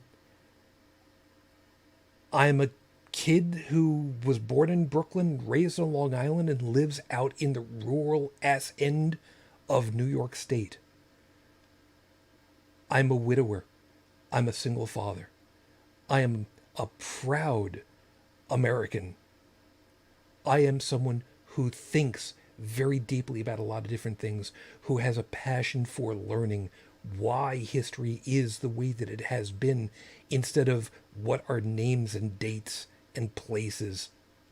I am someone who grew up, who saw the landing on the moon with his own eyes, but doesn't have memory of it. I am someone who learned all that he could about science and technology.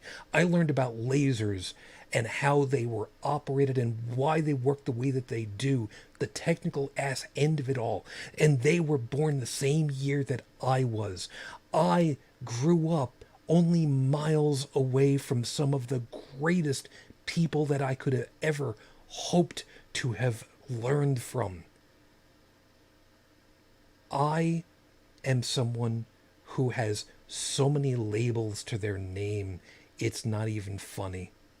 And I am one of those people that can proudly say, I think that I am actually pretty damned well educated, even though I only had a year and a half of college. And I am 51 years old. So if you want to go ahead and do the whole fucking furries, that's fine. I will have a good laugh with you. But I'm going to warn you right now. Don't ever think for 1 second that we are not some of the nicest people that you could ever hope to meet. Because when it comes down to, are we going to go ahead and support people? We had people from literally around the world send over $20,000 to one restaurateur back in Pittsburgh because he was having a hard time of meeting his bills, and we collectively as a fandom said, we refuse to leave you go. And that was something called Fernando Con. You want to learn up about that one? That was one of my proudest moments. Anyways, Yeah, back to what I was soapbox. talking Soapbox Yeah. time is gone. Sorry. Yeah. So today was TennoCon, which is a convention that's done by Digital Extremes, a software company based in London, Ontario, to celebrate the only game they've been doing for the past decade, Warframe. It's a big thing, but of course this year it all went virtual.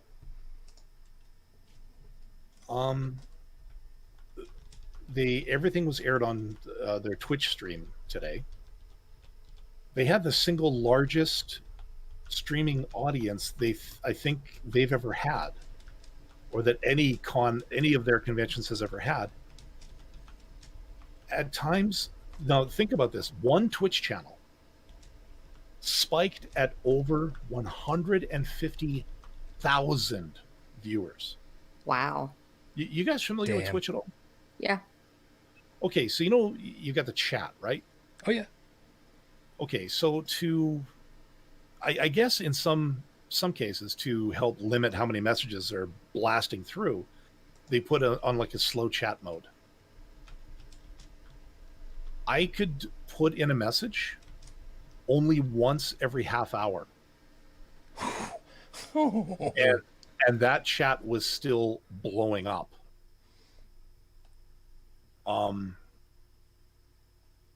And they did about, it was an 8-hour long stream with different sections, different shows, different interviews.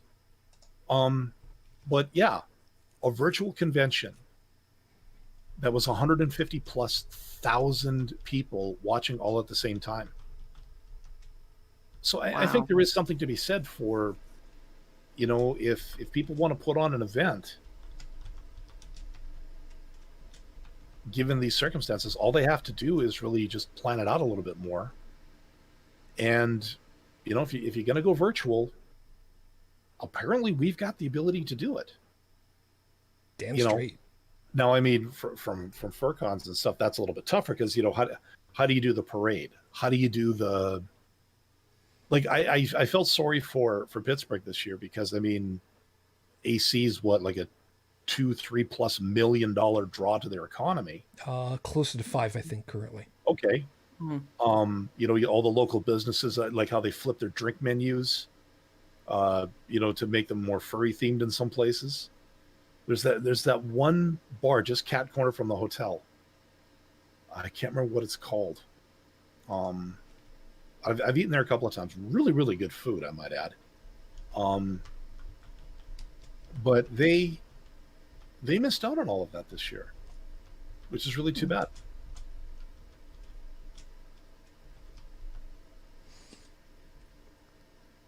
Well, I'm kind of curious to see how the Democratic convention is going to go this year. Now, our state one, we held it virtually, and the national one is supposed to be virtual as well.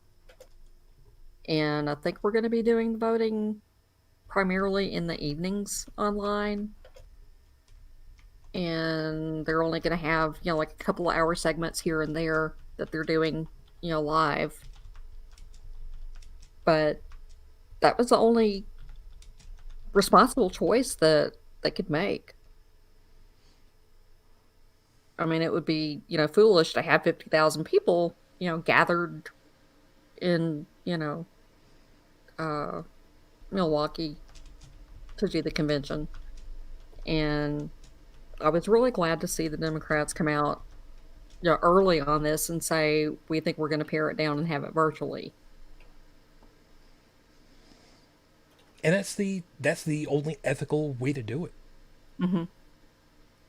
And it wasn't as fun, to have our state one virtually because we didn't, get the whining and dining and schmoozing and networking and all that. But, you do what you have to do. These are extraordinary times. Oh, man, and ain't that the truth? We're just damn lucky that this isn't any worse than it is. I mean, if this had been something like smallpox, that virulent, we'd be screwed. Smallpox, measles. Anything like that. Yeah, and Stephanie had said earlier, old enough to remember what an iron lung actually is. And that is, I think it's fair to say that is a terrifying concept. These Yeah. people. Wait a minute. These people that are on ventilators currently, they would have been using iron lungs at the time, wouldn't they have? Mm, some maybe. Gosh, I don't even know how long ventilators have been around. I mean, they've been around for a long time. Um, but the thing Somehow I with get the the feeling that iron lung is dealing more with, negative pressure. So it doesn't really work the same way as a ventilator. yeah, But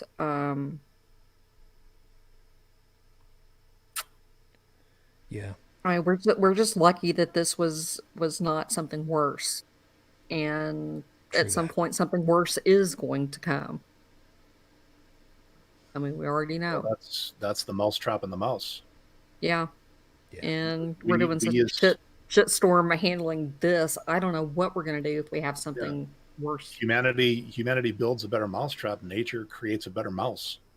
Yeah, I mean, back when you had when you had the antibiotic resistant bacteria coming out, And the still flesh do. eating and we still do. bacteria. And I mean, the shit's evolving. Hmm. And it's going to get to the point, I think, that at some point the cure is going to be worse than the disease.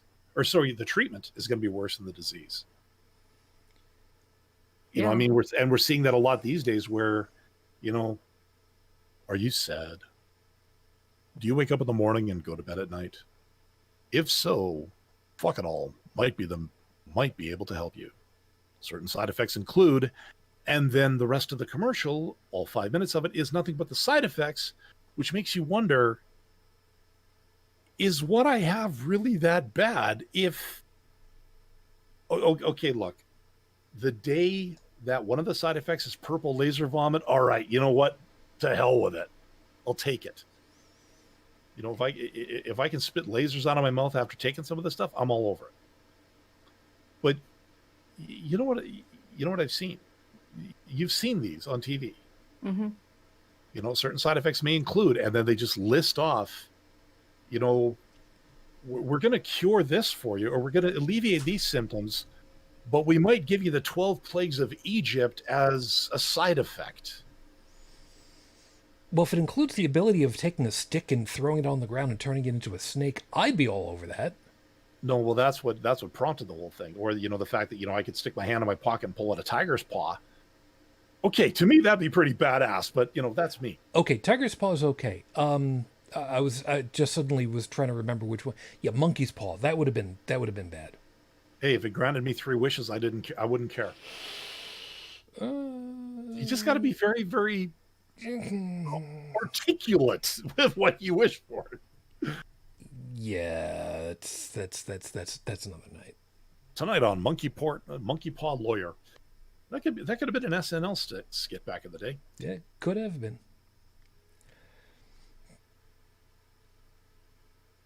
Oh wow, yeah, shit! I just realized what time it was. Yeah, it's getting late. It is, yeah. But, whatever you guys want to finish off with, real quick. Yeah, Rich, go ahead. I don't really have anything else. I don't think.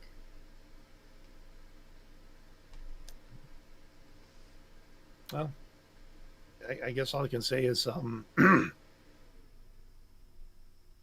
if you're covered in the blood of Jesus to protect you from COVID, and you end up coughing on somebody else, like, I'm not sure if coughing up blood is one of the symptoms of having COVID, but It can be. okay, so if you end up coughing, if you're covered in the blood of Jesus, you go to church, and you end up coughing blood on somebody else. I don't think they can say that they're covered in the blood of Jesus anymore. Just excuse me. I wish I could find that. I should look on YouTube to see if I can find that video that I posted, that I shared in Facebook, of the guy who was testing how good a mask was with a flamethrower. Oh yeah, Yeah, I saw that. That Yeah. was so wicked. that was good. That was a great demonstration. Yeah. But at the end of the day, he said, it's your decision.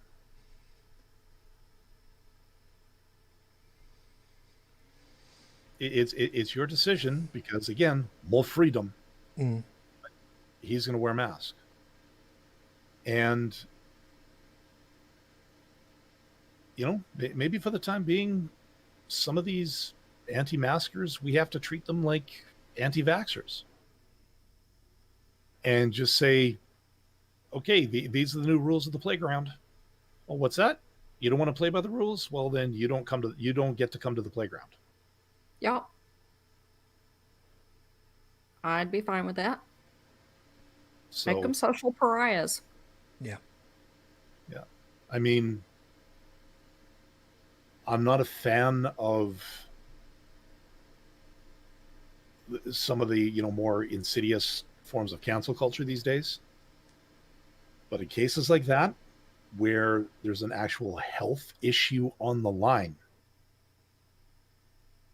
then I think the populace is well within their right to exercise precautions. Mm-hmm. Social shaming can work. Yeah. Anyways. And there are lots of really cool masks out there too that, oh yeah, I've got one that's going to be here in about a week that says, let's science the crap out of this. There's one I'm waiting for from Philip DeFranco, because I know people have been asking about it, but it's a mask with one of his taglines on it, basically saying, "Don't be stupid." If he makes one, I will buy the hell out of that. There's also one from Scott Sigler. One of Sigler's fans is doing masks with the GFL team logos. Nice. On the front. So like the Ionath Krakens, the Tow Pirates, I can't remember the other ones. And Cell Dweller has come out with his 3 bands, Cell Dweller, Circle of Dust, and Scandroid. So it's black masks with the band logo on them. I've been seriously looking at those. But I've got one. It works, and I'm gonna stick with that one for now. And I've also seen that there are a bunch of them that have been, I think, at first fan produced, that are replacing faces with the faces of various cartoon characters. Yep. Yeah. So, whatever's fun for you, man. If people are having fun with this, and fine. Maybe we should all do some of those masks. They should do the flamethrower test with them and see how effective they are. Just to make sure. The N95 is one thing. Not everybody gets the N95. Yeah, I got you. But I'm just worried now that some of these manufactured items are going to have flame retardant on the label too. That's what I'm worried about. The Darwin.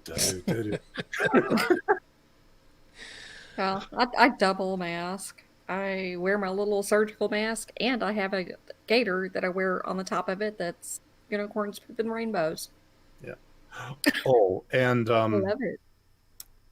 I need to shout out, even though I know he'll never listen to this, I got to shout out to Dave Foda.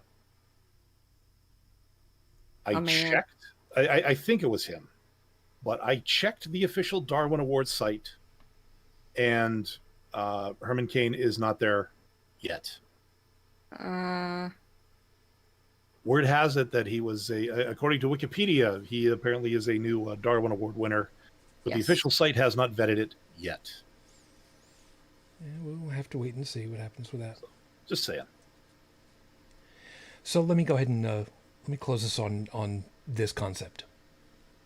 And before I do that, by the way, I want to go ahead and say, Chip, if it turns out that the furry moniker is something that really makes you kind of wonder what in the hell is going on, I invite you to be in contact with me.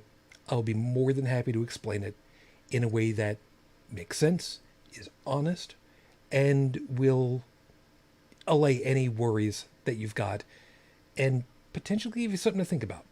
So that offer is on the table for you at any time. Feel free. Contact me through the show. And we'll kind of go from there. So here's my last take on this for tonight. How do we help these people that don't want to be helped? I don't know. I honestly don't know. And that's a hard thing for me to answer. It's the only one that I can honestly answer, though. I want to be able to help. I don't want these people to go through the hell that they could potentially go through. We went through 2.5 years with my wife with cancer treatments and ultimately failed. We got our kid who is now going to become becoming a college freshman. And I had to be the only one. I had to make up the difference between having a mom and a dad to a dad and as a surrogate mom. There's a lot of things that these families are going to end up going through. And they don't deserve it. I mean, there's a certain level where you have to say, you know what? You're picking the way that you want to go, and you're doing it through ignorance, and I can't for the life of me feel good about that. I mean, yeah, we can have the joke of, you know, it's Darwin's system in action, and when they go, you know, there'll be less of them to have to get in the way of everybody else moving forward. And it's right. Doesn't mean that it's right. I mean, don't get me wrong. I think I speak for all of us past and present hosts. We don't want there to be harm to these people, to these families. We don't want families... I don't want families to go through what mine did. And if anybody actually thought otherwise, they really truly don't know me. They don't know what I've stood for and what I've fought for the last 15 years.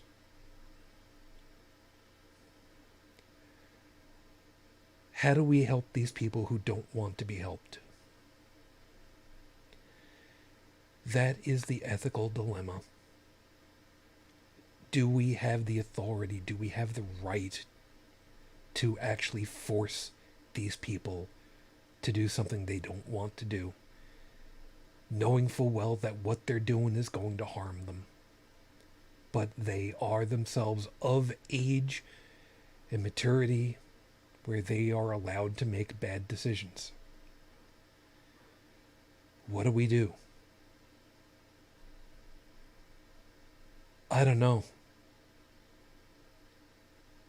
All I know is that there are going to continue to be hundreds of thousands of people that are going to end up dead that didn't have to. If only some people had directed them and taught them properly.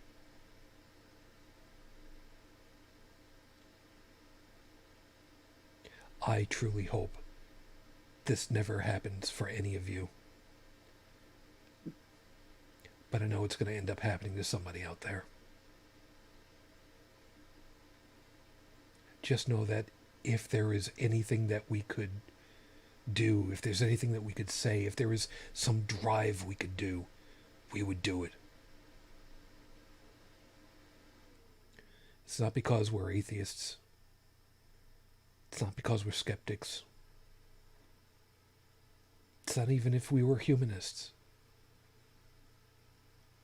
It's that we're empathetic people. And we don't want the families left behind to have to deal with this. They shouldn't have to.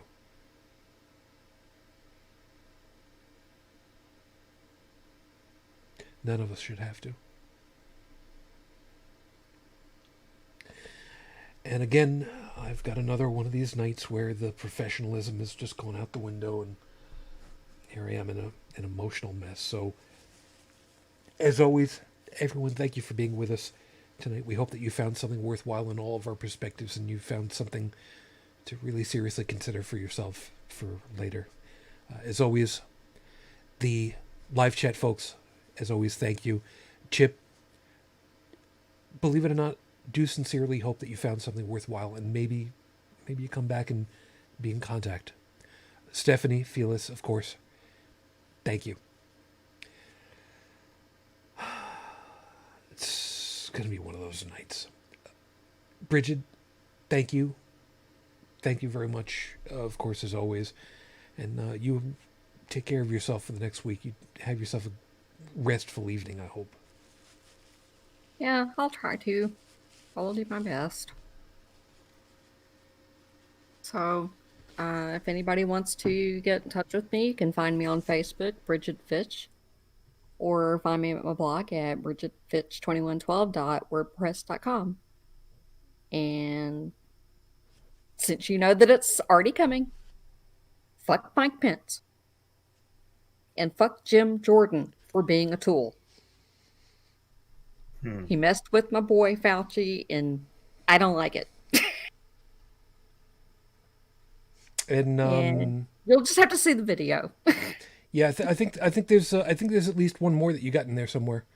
Oh, let me see. Fuck Mike Pence, fuck 45, and fuck COVID, and just fuck 2020. This has just been dumpster fire of a year. Yeah, that's just yesterday. Yeah. That's pretty much it. Dalan, thank you very kindly. And you too, man. You keep taking care of yourself, man. Yeah, always. Doing what I can with what I got. Little multitasking while we were on the air here tonight. Got the last 2 episodes up finally. I do apologize for that. You were doing all that in the middle of all this. Damn. I was indeed. Wow. Yeah, nice I'm to start. impressed. So, yeah. Remind me, is that the power of Threadripper? Not really. It's just I have good bandwidth. Let's just put it that way. Fair enough. The fact that I could get all that done, FTP everything up to the site while this was going on. Geez, if I had a Twitch stream running on another monitor, that would have been cool. Anyways, what am I talking about? Of course, I'm the curator of the audio version of this show over at holycrapthevlogcast.com. For my own personal musings and other things that, when I feel the need to vent, you can catch that over at inthewind.yo5.ca. And then my other project, because apparently I hate myself that much, you can check out my writing podcast, The Kick in the Cast, over at podchaser.com/kickinthecast. It's a new link to the original site. Go there, have a listen. Chapter 9 was just uploaded earlier this week. Delayed because of weather and the fact that if I shut a fan off for more than 5 seconds, this room turns into an oven. So I've had to be very careful. The next chapter should be out on Monday, though, voice permitting. Fair enough. Good luck. So as I said, all the information that you want is, including all of our contact info, is over at holycrapthevlogcast.com. If you'd like to leave a voicemail message, you can feel free to do that at 859-HCTV-554, 859-428-8554. Also, don't forget, Tuesday night, 8 p.m. Eastern Time, is Holy Crap the Phonecast, also right here on YouTube. You'll be able to find out information about that on all of our social media links, let you know about that when it's going to be happening. And please be careful. Please be safe. We want you back. And we know it's scary. but we're still here for you. We're going to keep being here for you. So, as always, until the next time we get together, everybody, thanks for being with us. I wish you all the peace I no longer have. I wish you the strength that I've learned. I wish you well. And as always, for my lady, 15 years on, I am still in love with you. Mwah. Matsune Fujin, I love you. I miss you. Dream of me. Till the next time we get together, everyone, as always, good night.